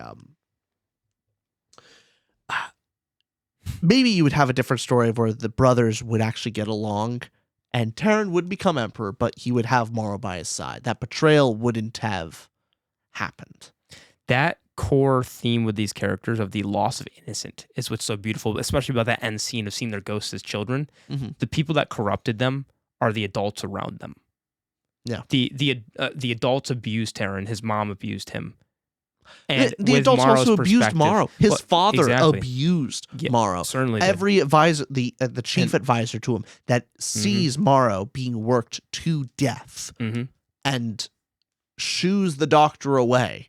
He's like, oh no, we need to complete the road, or else like that's important to fight against Terran's influence. Which, by the way, that's the same guy who knew that Terran was always going to be the crown prince. Yep. Just wanted to push further, get more out of him. Get more out of him. And Morrow, yeah, he's whispered by all the adults, telling them what their fictions of who Terran is, of this is who your brother is. Look at the past generation we know about of what your father did and grandpa to get where they are. Yeah. Look at that. This is what happens with brothers, especially second brother to you, whose entire Tao sigil is sword, like, literally military and swords. War. My Yeah. God. And so, and it goes back to that idea that Wei, who was able to look at power differently, but she was brought up by a loving family, a loving mother who, it was very important. This was a very important scene not to overlook, is early on in the book, right before she's to leave to be this concubine, the one person who stops her and has a moment is her mom, where she says to Wei, do you really have to go? Please. Do you have to do this? Even though her mother knows she's going there and possibly they're going to get food and be saved. It wasn't her Bao, the younger brother, or the father, any of the other family members. It was the mom, the mother to daughter love that was saying that right before she goes. And so this theme of having not having that role model in your life and having these adults corrupt you, But created it was that unconditional love of exactly that, loving her enough despite that everything. I liked that moment with Wei having, it's like, I always knew my mother loved me, but to love me so much that to deny the emperor, to stand up against the emperor, to turn down the possibility of more food and the riches and wealth that comes with it. That's how much she loves me. Mm-hmm. And she's like, I didn't know that in that moment. So that's so beautiful. And then what we don't know is in the mother's pop, she's going, no way she's doing this. Like, just stay. No, but that's an important scene and goes back to these two characters, Terran and Morrow, this brotherly love and this brotherly hate. And oh my God, the juiciness of it. I love how Terran is so hateful to everybody except his brother. And Morrow seems, he has this wife, he has these people he's trying to please. He's trying to please everybody except his brother. It's this unrequited love on Terran's end of Terran just wants a brother and wants to give him, even is wanting to give him the power, the protection. Morrow, he's the one he wants to support, but Morrow gets corrupted by all of this. And Terran in the end scene when they're dueling, even during the duel scene when they're fighting and Morrow's sending everything he can after him, Terran's just deflecting. He's willing to hurt everybody, but won't lay a sword or a finger on his brother, even in the final moment. There's a scene. Oh my God! There's a scene that in Morrow's journal that really broke me. I can't remember why I didn't do this, but it was in the emotional impact scene. But it was when Morrow has been working on the Salt Road and Terran finally they're reunited again. Yeah, after a long enough time, and Morrow makes an offhanded comment of like, "Oh, you're still playing with those toys." Oh,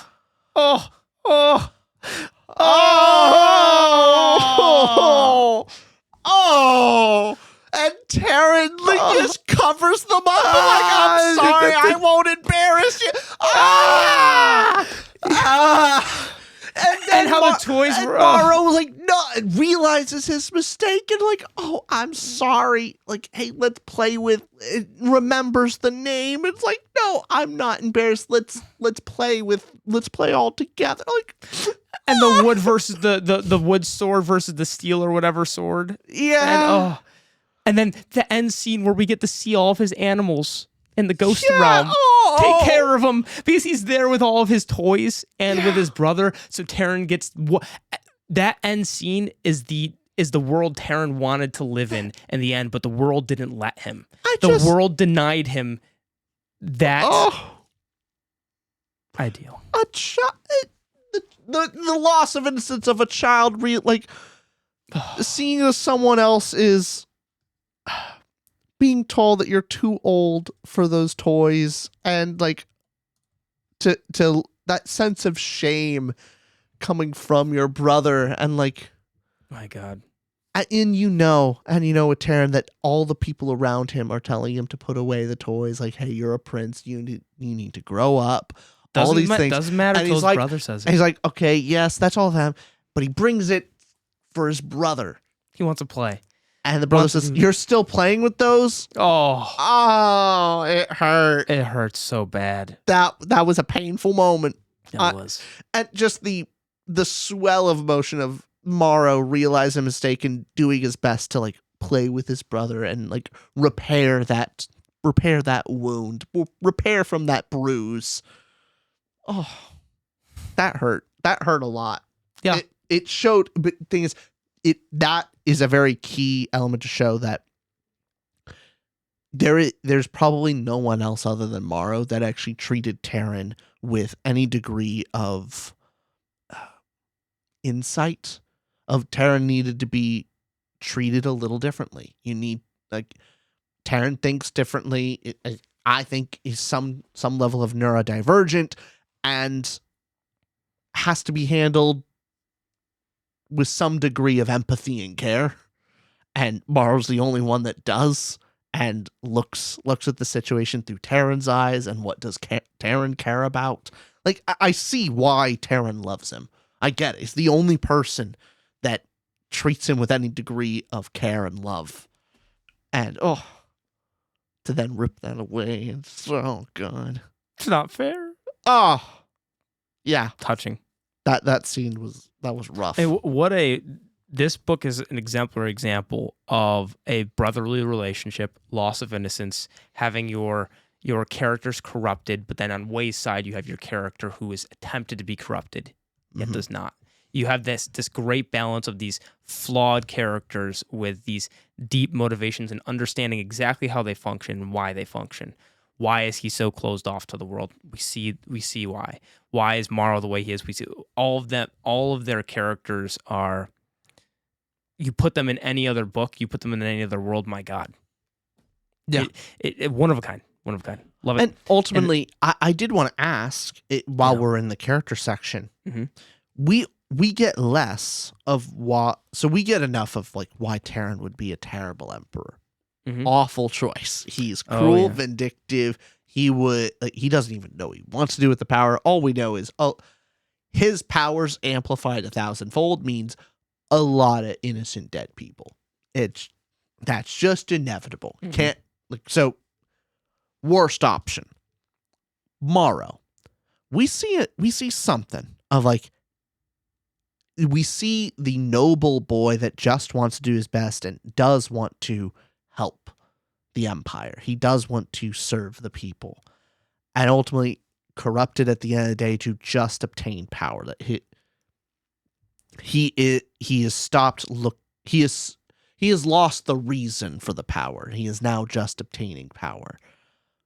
Do you see enough that the same thing that Wei saw, that Morrow would be not equally bad, but also incredibly bad? The thing she realized was that both Taryn and Morrow have just been obsessed with the idea of power.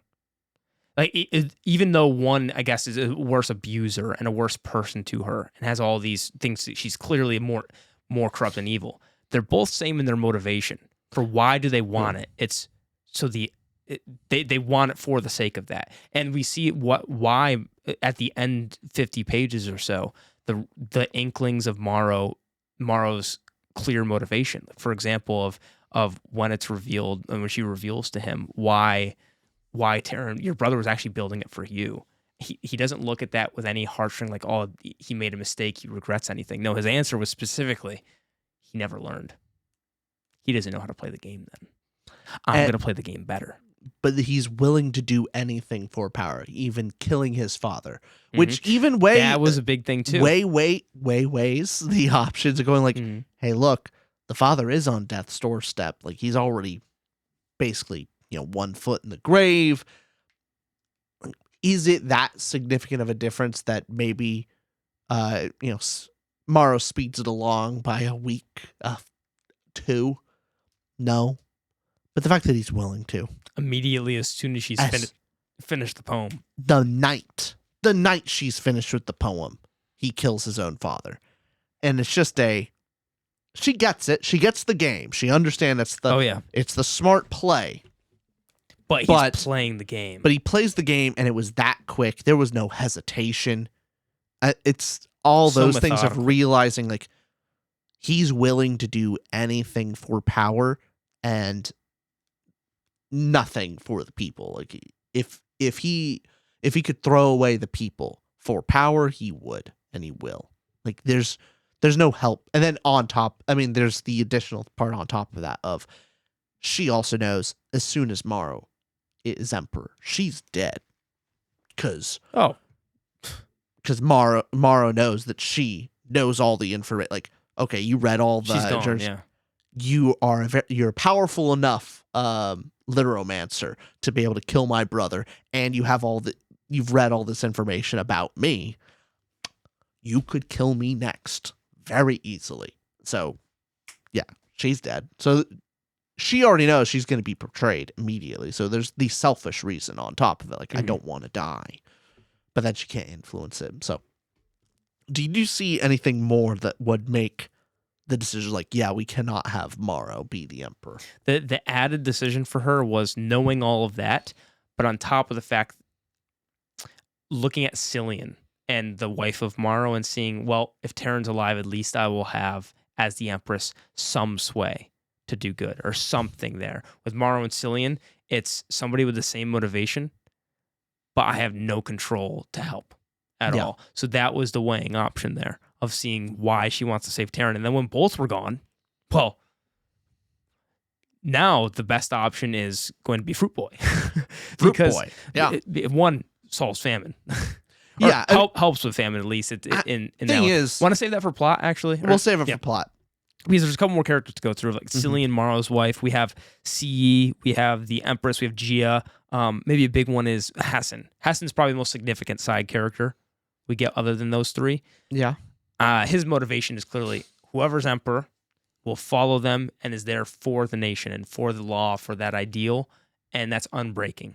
And I thought there was going to be something there to where maybe it was more than meets the eye. I like that he stayed true to that and was actually there to defend whoever the emperor was in whatever position. I was thinking it was going in the direction of could be the loophole of he made a vow to, like, for the empire, and that for the empire's sake, the emperor needs to die. And I'm glad it didn't take that kind of loophole cheaty thing of like, no, he for the empire and for the emperor, who's like, he would not violate that. Like, you can't pull a Rome. He's such an important character for the culture as well, to show why the emperor's in power, of how does the system progress and exist, because you have those characters like Hassan who are not joking around. They take this with the utmost sincerity, and his character shows like the corruption, or at least the ability for this dynasty to exist the way it does currently. And obviously the sigils and the powers and all that stuff.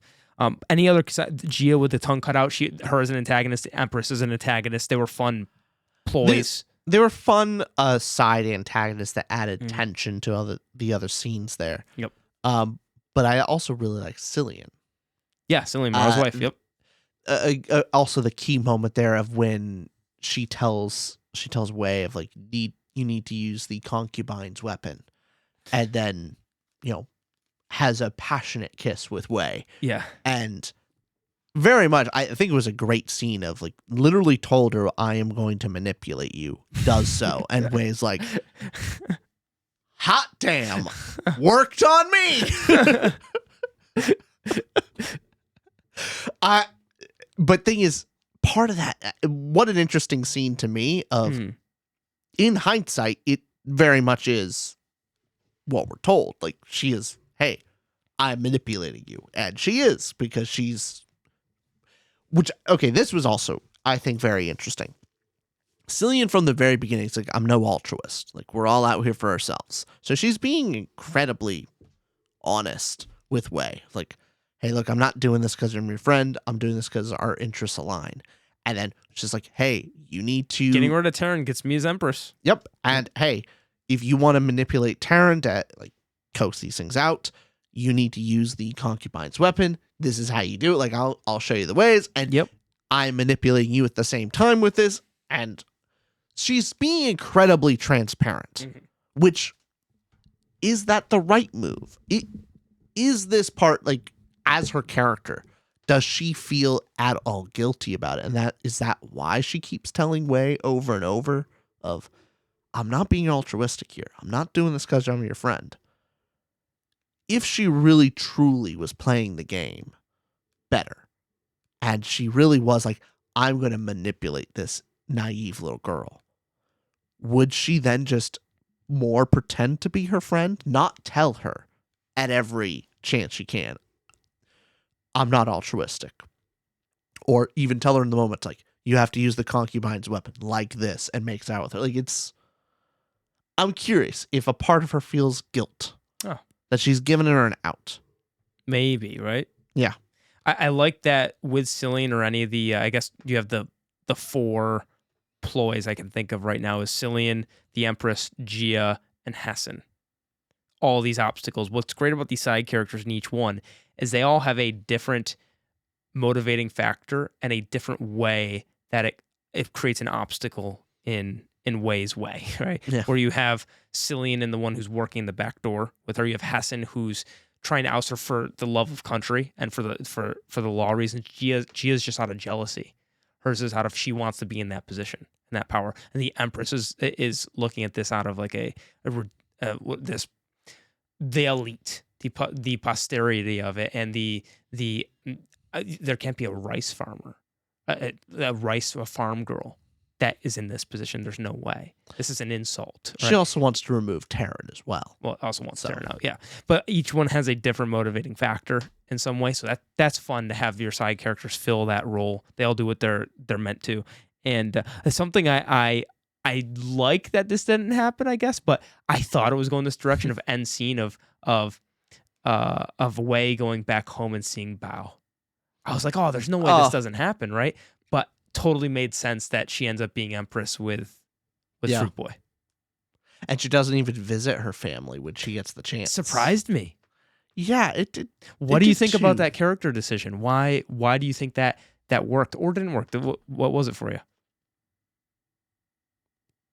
I think it's the right decision ultimately. In this, it really is. She's become someone so different and also struggles to it that if she goes back home, she'll revert back to who she was, and she knows she can't risk that. That she has struggled a lot to become who she is and to get this persona and to develop her new identity. And if she goes back home, very well could shatter. And so she chooses not to go back home. So she will suffer by not seeing her family for the benefit of... Well, going back home shatters the fiction. Yeah. And I mean, you go out into the wide world and you can pretend to be who you are. You know, at the office, you pretend to be someone. You are this competent individual. You have a persona. The people that are around you at work have not always known you. They know you pretty well because you spent a lot of time with them, potentially years. But they only knew you when you got the job and you have a career under you. And so you are a different person to them, and you have to maintain it. And you go out to the wider world, you meet new people. There's a level of fiction that every individual puts on. Code switching. Yeah, code switching. Like, hey, I'm at work.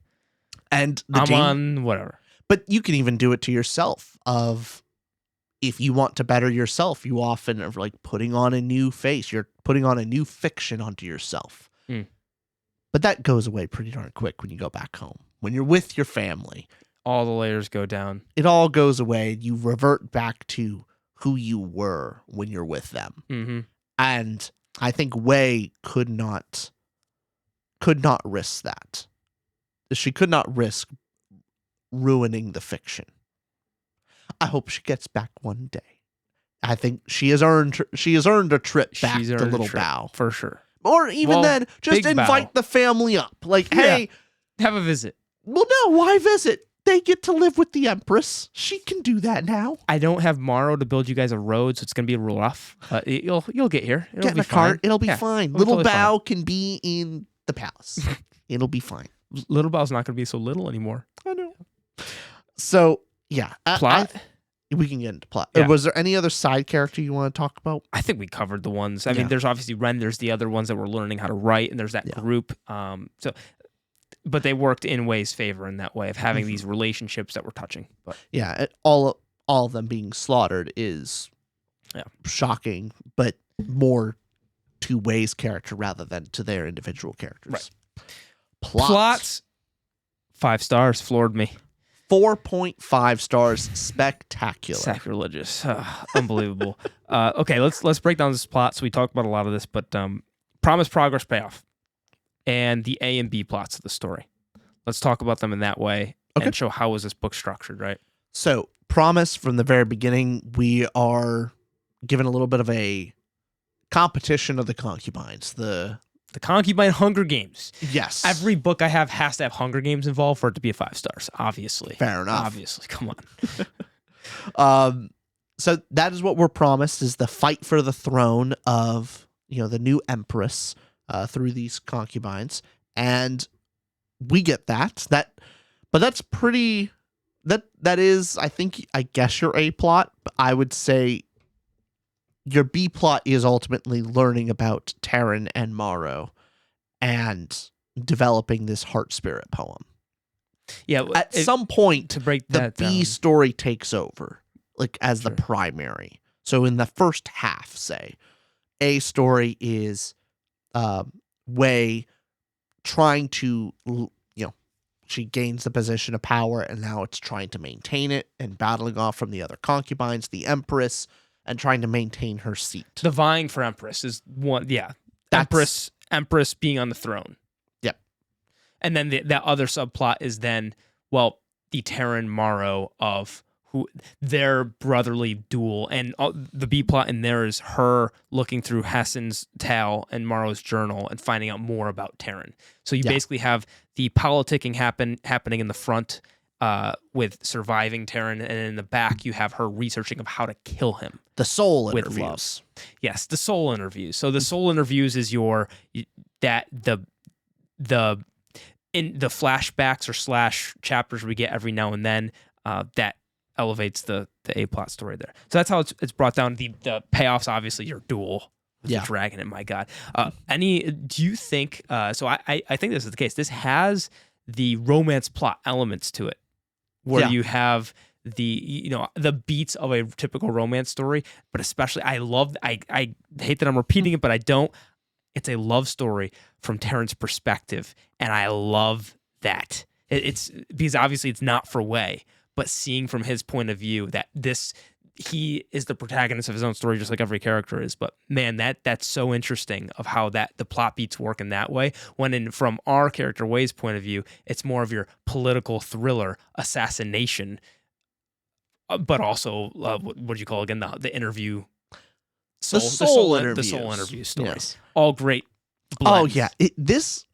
Ultimately it is very much with very few tweaks, this could be just a romantasy. You dial back the Terran torture scenes a little bit, make it far more of him being misunderstood. Keep the one where he kills the assassin. Mm-hmm. Okay, he's cruel and can be vindictive, but have his torture scenes be more just emotional distance and emotional abuse in that sense of cold, heartless, all this type of things. Maybe threatening a little bit. You do that, and even the B stories, her falling in love and learning about, this hard exterior actually has a nougaty center. I mean, very easy. Very This easy. is your anti-romantasy. It is. It has It's all the what- same beats as a romance. It's romantasy but should be. opposite. I guess. Yeah, exactly. What did you think as far as plot, why it was spectacular to you? I mean, right off the bat, pacing, fantastic. The fact that if I had more time in the day, if I didn't start my read at like 5 p.m., I would have finished in one day. I would have read it in one sitting. Mm-hmm. But because I started at like 5 or 6, it meant that I took 2 sittings to read it. I very easily could have read it in one. The pacing sitting. was amazing.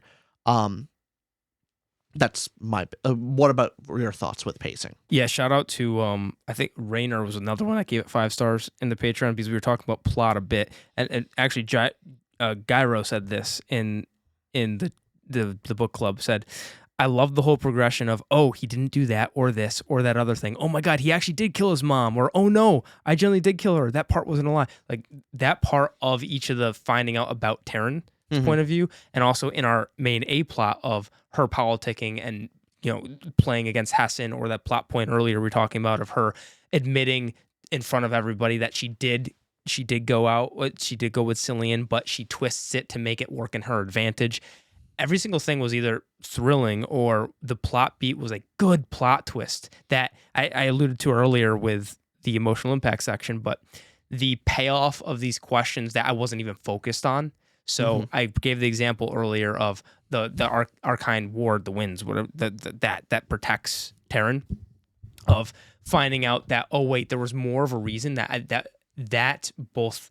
The twist makes so much more sense because, hey, it was built up the way so that it's entirely believable, and the story told after that twist is so much more compelling of that he was the brotherly love it brings between them, and the loss, that loss of innocence and that despair that happens as a result of him wanting to build that for his brother. That's one. That wasn't even asking. The one at the end where it wasn't the Empress, it was actually the Cillian the entire time. Of that also led her to making the decision at the very end. And the payoff in the last 50 pages with this duel was one of these most memorable experiences to read. Of, I don't want to name all the specific books, but there's others that come to mind that I can't, because there's duels toward the end of the books that I don't really want to give away, but it's up there with brother versus brother. And a great fight scene and a tempo of a battle is having your peaks of going, oh, it's gonna win, oh, gonna lose, oh, gonna win, oh, gonna lose. But the fascinating thing with this is, who are you rooting for as well? Yeah. Because you're watching the duel between Taryn and Dragon, and at first the conflicting emotions here in the scene, why the plot works so well, is Wei is rooting for Taryn in that moment to kill the dragon, but she decides, she goes, you know what, no, I don't want moral rule. I think Taryn's the better of two evils, and is rooting for Taryn. Taryn's actually winning. But then when the dragon begins to win, now she's actually going, oh no, the dragon actually might beat Taryn. Taryn's fighting back. And then Taryn's, oh my God, okay, Taryn's going to beat the dragon. Morrow comes in. Oh shit. Now Morrow's here. Brothers are dueling. And instead of writing this love poem so her motivation's changing throughout the duel itself, as Morrow is fighting his brother who he wants to kill, and Taryn doesn't even want to use his swords against his brother as the dragon's over there. So every single character pulling, all these motivations pulling, makes this entire conflict. You're going, first off, who's going to end up dying here? What's the end result? God. I'm going, who's not? I genuinely don't know what's going to happen here. How do you pull this off? And yeah, brilliant. So brilliant tension. And then the actual result of that was the best ending I could think of. You have, she both gets to, Morrow dies. So there's that line from Taryn at the end of just, goodbye, Morrow. Goodbye, brother. And has that moment. So Taryn, so Morrow actually dies. Also very cool battle scene, by the way, of like the fisher that gets created and trying to swallow up Taryn. Really cool stuff. Morrow dies, but then also Taryn gets to have that moment with Wei, and Wei gets to kill him. Oh, bang, payoff. Oh, and then the little epilogue where we get to see, okay, how is she able to still be Empress in this case? Well, the whole nation loves her. She's the rice wife now. And also, who makes more sense to have in this position than the person who already has the experience, but also the wherewithal of going through the process with Taryn. And if it just made so much sense to tie that bow with having her in the position with Isan, the third kid, because he hasn't even gathered his harem yet. Concubines, He hasn't gathered, so he has no one else in the corner, and of people to trust. Like, hey, the person who threw away power for the sake of the nation. Boom. All right, probably a safe bet. Yeah. Probably, yes, ironically, hey, do you want to marry the woman who killed your brother? Married your brother and killed him? Ironically, this makes her the most trustworthy somehow. Didn't want power. So it's like, okay, that's trustworthy aim. She also has the people's support, all this stuff. And she can clearly play the game well, and she's a powerful enough literomancer. These seem all good things. Oh, that's another plot happening of her learning to read and the poetry itself and the literomancy of it. Yeah. That's great stuff too. I said this earlier, but the emphasis on I love a trope done not just for the trope's sake, but integral to the story of the farm girl, of why is she the one chosen. Oh, it's brilliant.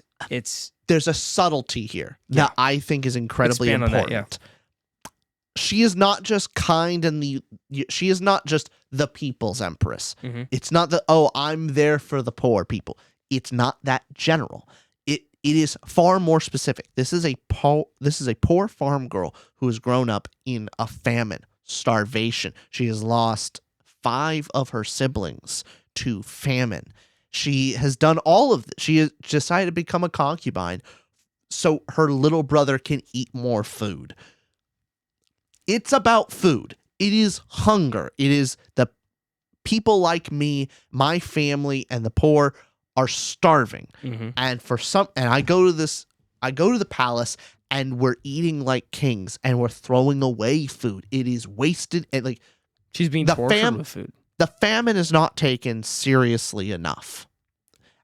And so that is her focus. There's other things to help the people. There's plenty of other, infrastructure, protecting the empire from foreign threats is actually a factor. It's important. It's an important thing to consider with a nation and to protect the people. She calculates in her decision, I'm sure, if Taryn gives her the information that he had literomancied 20,000 different scripts or what have you of storages of weapons to help the nations if he fails against the dragon.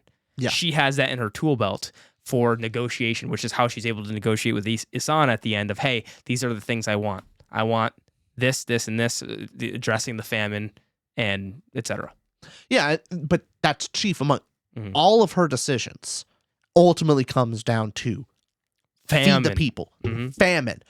There's all these other concerns that are valid too, but my goal is to feed the people, not protect the people. I'm sorry, and this is why romantasy sucks ass, because what happens in these romantasy stories is often, I'm sorry, people. Okay, and a lot the ones I've read is the swooning woman comes into the scene with these motivations, and she's a person. And then sees the goggling eyes of the bad boy, and then all of a sudden, in the romantasy story, instead of feeding the people in the famine and all that, that goes by the wayside. And now it's about the relationship and forgetting about you were a person, right? As you said too in our romantasy episode, if they stop being people. It's what happened to you with her. She has this consistent motivation strung through a character arc of her power and sacrifice, suffering, and all of this is directed at still her purpose of feeding the people and not forgetting about her family. There's actually probably a really good romantasy in a sequel book here of the rice wife actually balancing power with Isan. Yeah. Of maybe it actually doesn't work. There's Isan is maybe not the best, but he is better than the alternate. So there can be a budding romance there, but it is a balance of balancing a relationship but also responsibilities and her goals to feed the people. I feel like that, like she could stay a person and also have romance. Like these are not exclusive. We can have both. In this book, we do have one though. We do have one. In this one, she is food. Yeah. That's why she chooses. And what do you think about this Fruit being boy. a story about empathy and not redemption exactly? Or is there any redemption involved here, you know? We got plenty of redemption stories out there. Yeah. Redemption was not given. There was no redemption from Terrence's character. He showed no inclination, desire, steps along the way to actually regret of any of his actions. There was no redemption. But there was empathy. And I liked that we can have both. You know, the bad guy can be empathized with. You can feel for another human being while also going, die. You need to go now. Exit stage left, please. Both can exist. What did you think about in the end of this book about poetry of not revealing the poem in the end? Of not having the that this was a discussion we had in the book club a little bit. I am conflicted. I think the author's good enough that it would have been difficult.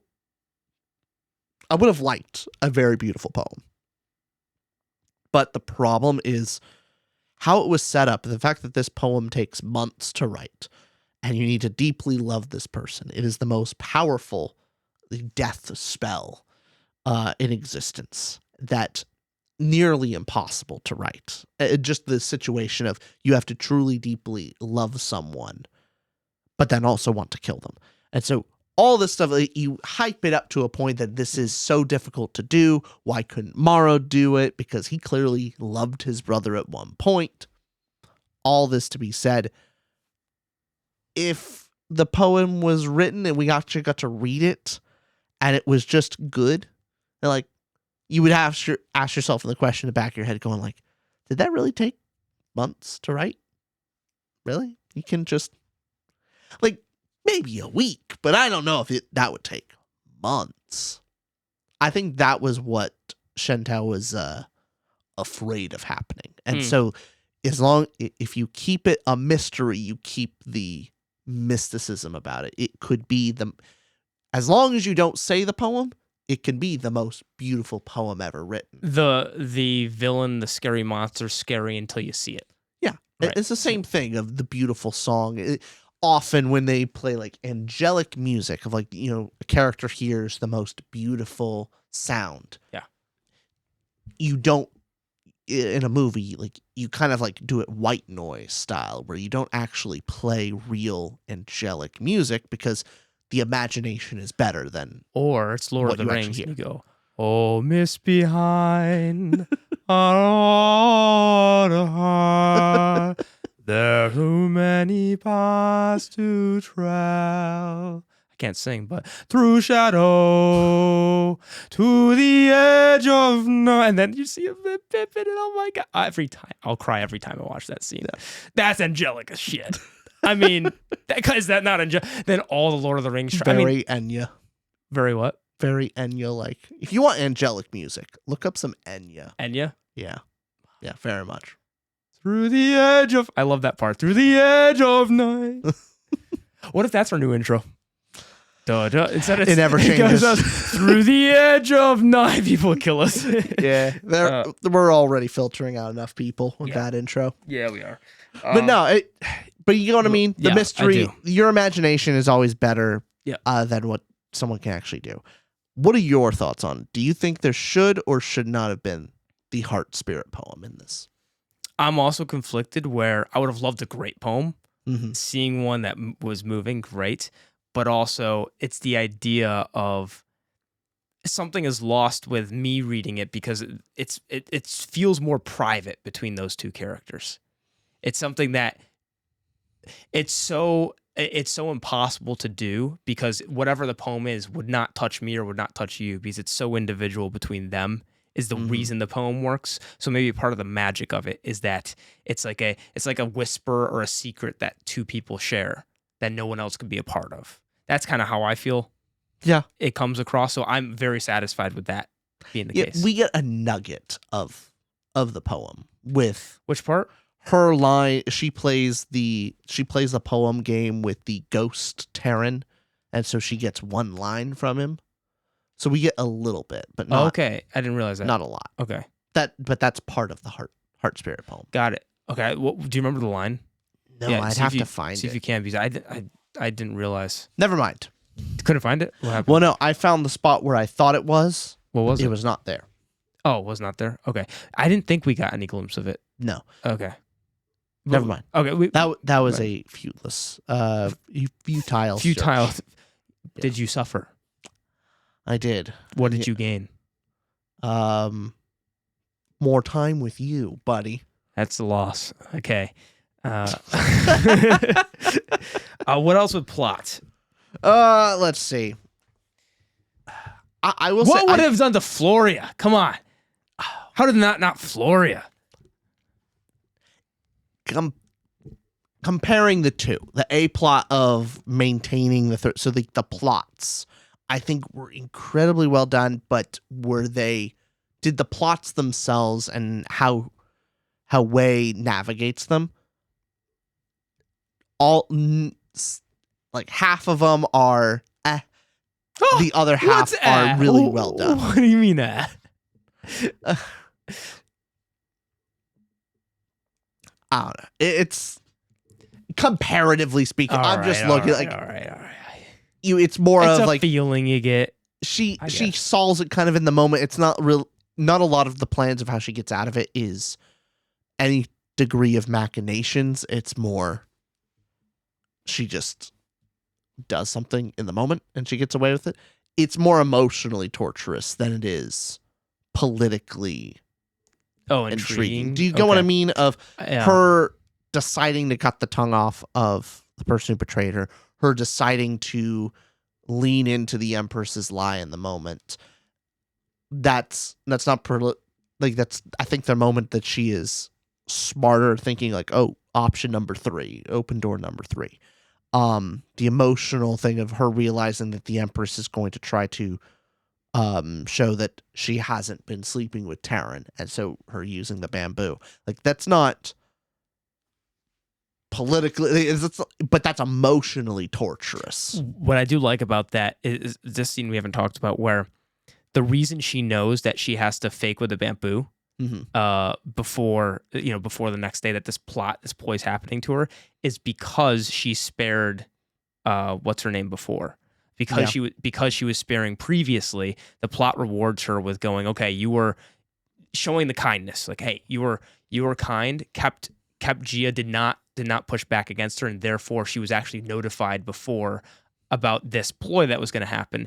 So her kindness was returned. But then we also see when she does something bad, plays this against Hessen, and gets Hessen in trouble rather than her, even though Hessen was saying the truth of what actually was happening with literaromancy.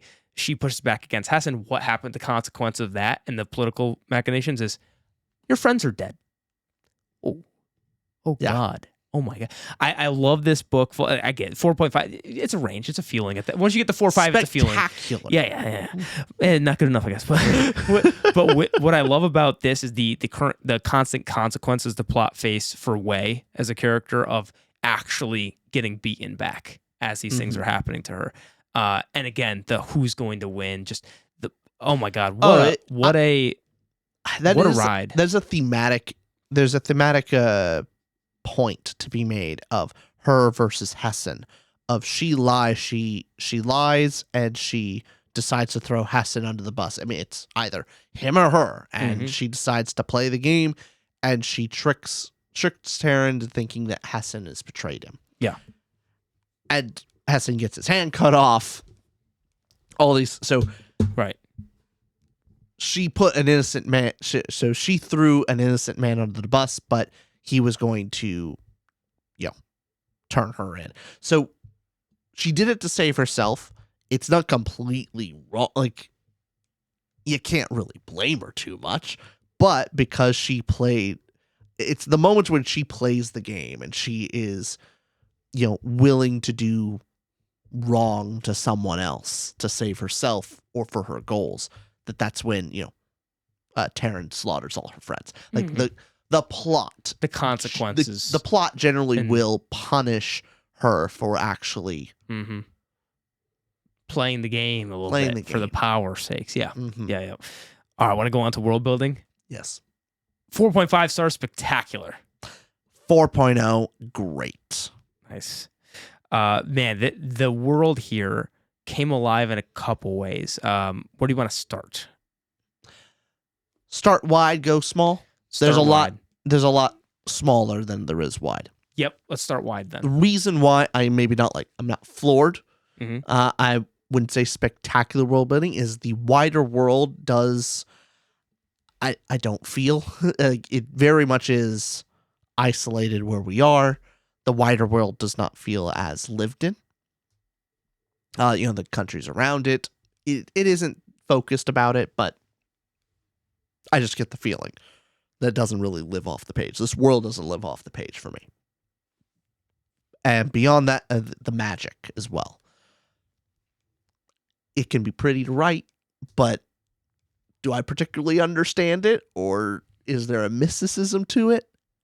It just does big things. It does whatever plot really demands of it. So that's maybe where I'm not floored with it.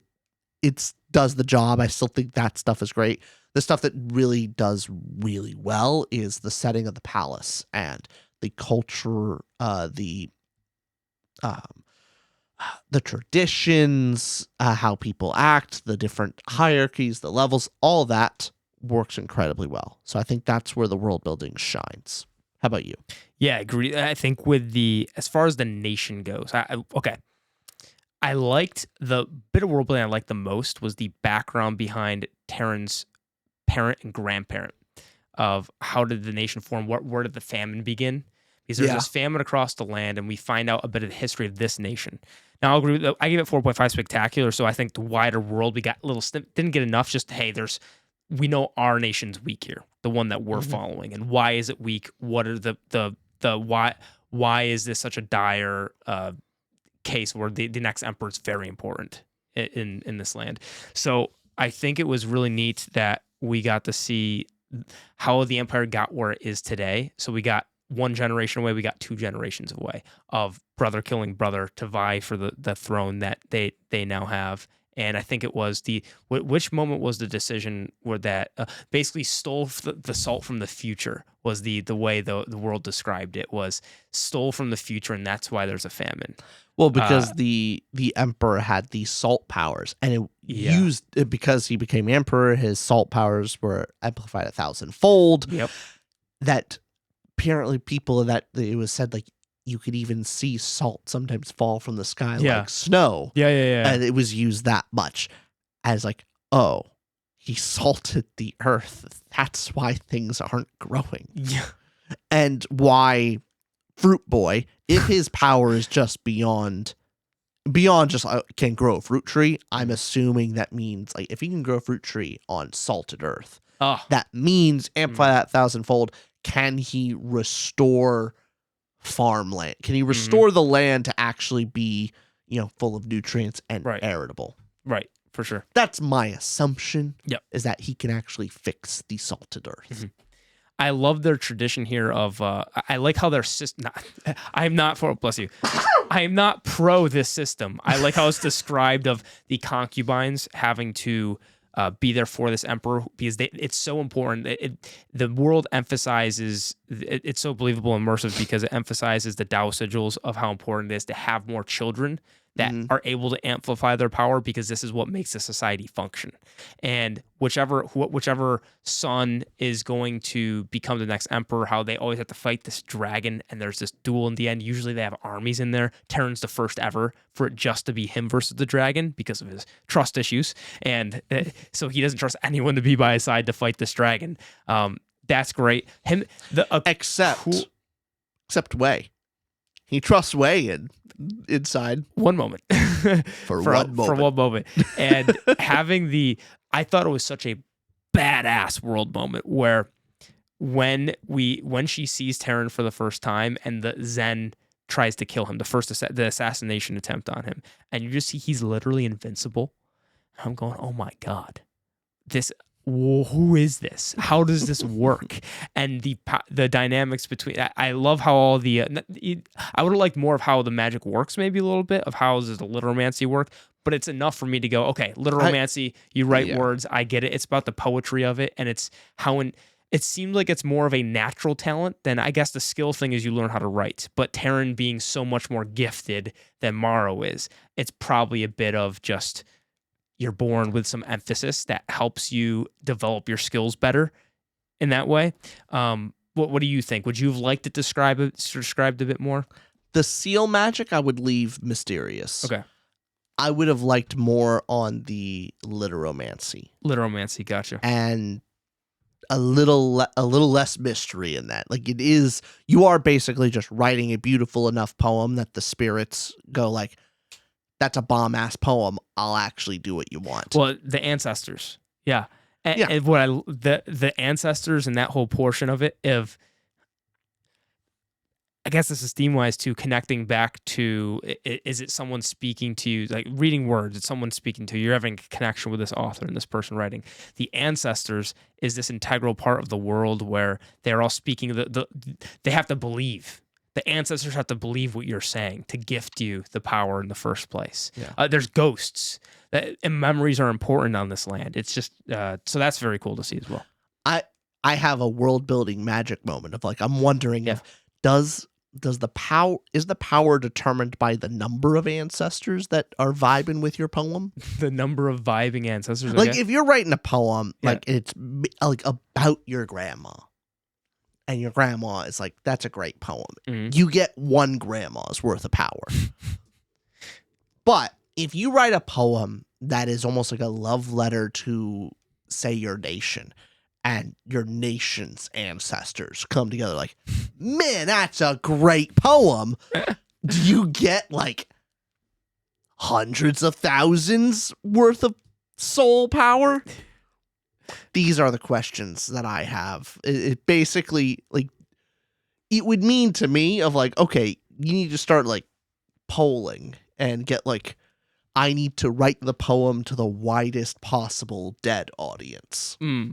I don't think that's how it works, but that'd be cool. Or is it intensity of like, yes, you can gain power from numbers and quantity. Like I write a generic poem that many people empathize with, and that's a lot of power. But if I write a poem for someone very specific and it touches their soul strongly, then I also can gain power that way. The way I took it was it's empathy magic in that way, because weirdly enough with Taryn, who maybe empathy is the wrong word. Hear what I'm saying here, but with Taryn, you know how he's so gifted and able to write so quickly. He had 20,000 stored up every night. He's writing like 3 in quick succession when Wei sees him. Mm-hmm. Is he able to write that much and so talented because he feels so deeply? Even though he shows on the exterior, he's not. But he's been so hurt, or he has that. It's not that he has empathy is the wrong word, but it's just that point of if somebody, depressed might be the wrong word, but whatever that emotion he's feeling, some of it is he so skilled in literomancy because he's so hurt in that way. He's able to express whatever feelings that he's not able to express out loud. He's able to do in the magic and in the literomancy. Well, the book shows us that the boy has a lot of empathy and it really can't hurt a fly. Yeah. He loves animals. He loves people. He loves his brother. Everyone around him he tries to be kind to, and he doesn't like. Mm-hmm. The kid is clearly very. He's a soft-hearted kid. He's not hardened until he is, I guess, and unfortunately. So I don't think he ever really loses that connection, really. Mm-hmm. But that would be interesting if, as he becomes hardened and less empathetic, that he loses his power. I wonder if that would make sense, but more so that even as he hardens, does that help his literomancy? You know, it's just that if you're able to feel, I guess, the ancestors when you're speaking to them, is you have to touch in some way. You have to touch some connection with the ancestors, with the past. I like that too. With you have the ghosts of the children walking around, and how that's normal. You're, as you put it, the Force Ghosts. Yes. Yep. You have Force Ghosts are always cool. They're never not cool. Also, how cool is just literomancy as a word in general? Yeah. What a sick way to title that. Yeah, I think if anything, getting a bit more of the wider world would have been cool, and A little deeper into literomancy. maybe a little bit of that. But other than that, I was very immersed. Everything else. But yeah, anything else from world building? Yeah, all the politicking, that all worked really well. So I think this is maybe the important point to note, that the sexual abuse of the concubines is touched on, and it is certainly mentioned. It's not ignored, but it's certainly not the focus of the story, where in another story taking place in this exact same setting would probably have more emphasis on that as far as the world goes. Yeah. So, yeah, it's a choice. I think the right one for this book in particular. I also like some of the cool things, the dueling couplets, or what's it called? The like when kids play, they have the poem battle duels of like him and his brother dueling couplets. It's a name I'm not remembering exactly right now, but that kind of stuff of how the literomancy in the world's integrated into to child's play. That's a cool touch. I'm trying to think of other stuff. I can't right now. But anything else? No, that's great for world. I will say I will adjust slight 4.25. 2.5, you feeling? Yeah. Really great. Just to be in Brotherhood, I might go down to 4.25. I don't know. But I'll keep it just because I love the book so much. So here's one. This was my lowest one, was Prose. Yes. I still really enjoy it. I give it a 3.75. Really good. I give it the same, 3.75. Okay. Yeah, still really good Prose. I think it is really good. Right off the bat. But we're not saying spectacular, great, but still, yeah. Right off the bat, a lot of tell and show. Not tell, not show, but there's a lot of telling and showing, where maybe some showing on its own would be enough. I do find that maybe that is just the style. It's a style, so yeah. It isn't maybe it's not even completely wrong. It's just a particular style that I think is weaker in many elements. So a big one was it with like what's known, I guess, the filler words, right? Where we were talking about this, I think Driving and us were talking in the book club about this, where if I'm looking at you and I write, I can see that Richard is sitting down being contemplative. Or I could just say, Richard is sitting down being contemplative. Right? Yeah. I'm making a simple sentence, but that I could see, or I could feel, I could hear the music. I could sense the tone in my voice. It's that filler in the beginning, which is used quite a bit. That could be jarring to some readers. So here's one example of that, this paragraph to point out. Here's the paragraph. He stared at me a long time. I could see him working to figure me out, why I was debasing myself so in front of someone who had tortured me. I knew, he knew, I was not being truthful, but I also knew he couldn't see through me completely. If he understood me wholly, he would have cut me like he cut up everything else and been done with it. So the emphasis in a paragraph like that is a second sentence, the writing saying, I could see him working to figure me out. Instead of saying that, you could say, he was working to figure me out. Like you could skip right to that. So some people that could be jarring. But then also the sentence where it says, I knew, he knew, I was not being truthful, but I also knew. So it's using like knew several times to emphasize that. So some things like that doesn't bother me a ton, but I could see how some of it could be jarring. Here's like another example. Then I'm going to give good examples and stuff too, but of course. Go ahead. I think the dialogue itself is particularly well done. Like Definitely. that's where it really shines. Yep. And this is another one where I want to see if you had the same issue with this paragraph I do. So that finally seemed to startle her into motion. She climbed hesitantly to her feet, took 2 slow steps along the moss path that Morrow had made. Then, as if making a quick decision, she bolted for the gate. It's repetitive in its sense of the last sentence. One of the examples, the last sentence of, as you know, describing her thought process, as if making a quick decision. She bolted for the gate. Where you could just have she bolted for, like, have her pause, took 2 tentative steps forward, and then bolted for the gate. Like, what she does says she climbed hesitantly to her feet. Hesitantly, we know it's hesitant. Took 2 slow steps along the moss path. So she was hesitant, took 2 slow steps, and the next sentence says, then as if making a quick decision, she bolted for the gate. Instead, you could go, she was hesitant, took 2 slow steps, paused, bolted for the gate, right? Yeah. Then as if making a quick decision, right? That kind of portion. Which again, I'm taking nitpicks just out of the general, like, hey, what people would not like about the prose. Dialogue was very fun. I thought it was very effective, clear prose. Did not have to rethink the lines at all. It was very window prose in some sense of just being effectively getting you through the story without having to roll over words very often. But then there were some shining. I love the word bombs we get with a couple of the cool lines or the memorable sayings, like things that are very poetic. Like one of my favorite poem that was told, and this is so good. It's the 4-line poem in here. This is. I hope it's from this book and not like an homage somewhere. But I love this poem. Okay, here it is. It is easy to make fleeting footprints in the snow. It is hard to make lasting marks in the stone. Shall I dance 10,000 steps unwitnessed?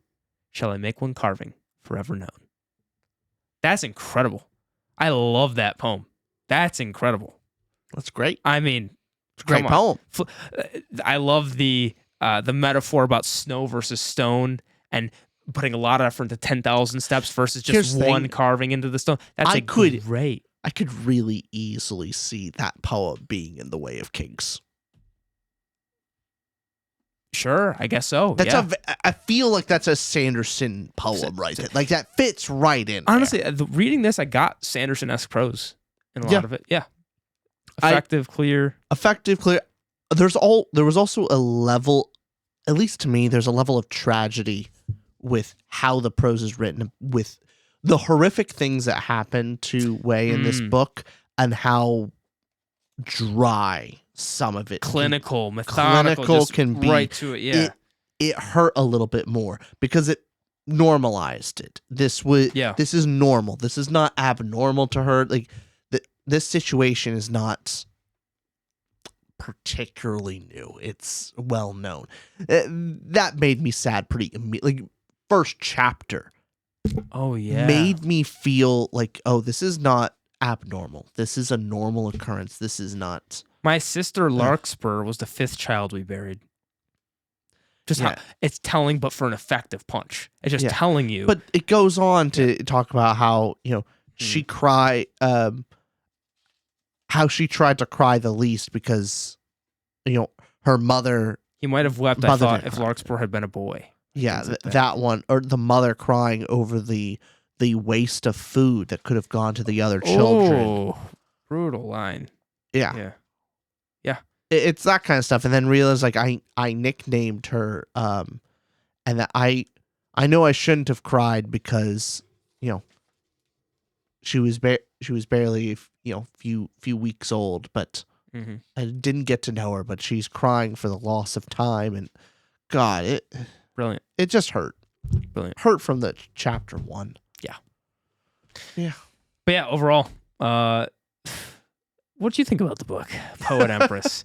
We loved it, of course. And what a fantastic debut novel. Holy crap. Shentao's on my list of, like, I gotta have follow her on Instagram. Like, she just responded to us on Instagram. I'm gonna ask to interview her. Very cool. So we hope to see her on the channel soon. No pressure either way. Yeah. If she does or doesn't, it's totally up to her. But yeah, this is fantastic. Fantastic book. I can't wait for her next project. Yep. I'm sold. Yeah. Okay. Emphasizing. I now have. Hey, if you love the Sword of Kaigen, read the Poet Empress. If you love the Poet Empress, read the Sword. I love that I have a comp now. Of that's great. I love that. Now, question for you right at the very end of this video for you. Are you going to be more nervous talking to Shentao than Sanderson? I mean, no. I mean, no, I love this book. She wrote one of your favorite books now. So did Sanderson. I know. Yeah. I'm just saying it's 1 for 1. You know what I mean? I mean, 100% success rate. It's 100% success Sanderson rate. is 95%, but with like 20 books I've read of his. I've read like 15 of his, but still. That's right. Yeah, that's the point. Yeah, it's incredible. I'm going to make myself nervous. I'm going to write a poem and introduce the episode with a poem. I'm excited for that. Yes, I'm waiting for your poem. Okay. Come up with one. Here, I got one too. Let's see. What are we gonna prep on the spot? Absolutely not. I'm not throwing out poems on ad lib. The same way that Wei cares for Bao, I look forward to talking to Shen Tao. That's not bad. That's pretty good. Yeah, okay. I'm impressed. I'm impressed you came up with You it just on like the dumb spot. rhymes, I know. I do like dumb rhymes. I'm a big fan. I'm a big pun fan. All right, let us know what you think of Poet Empress. Are you also correct and gave this 5 stars? See down in the comments. Are you wrong and decided to give it anything else? Let us know down below. File.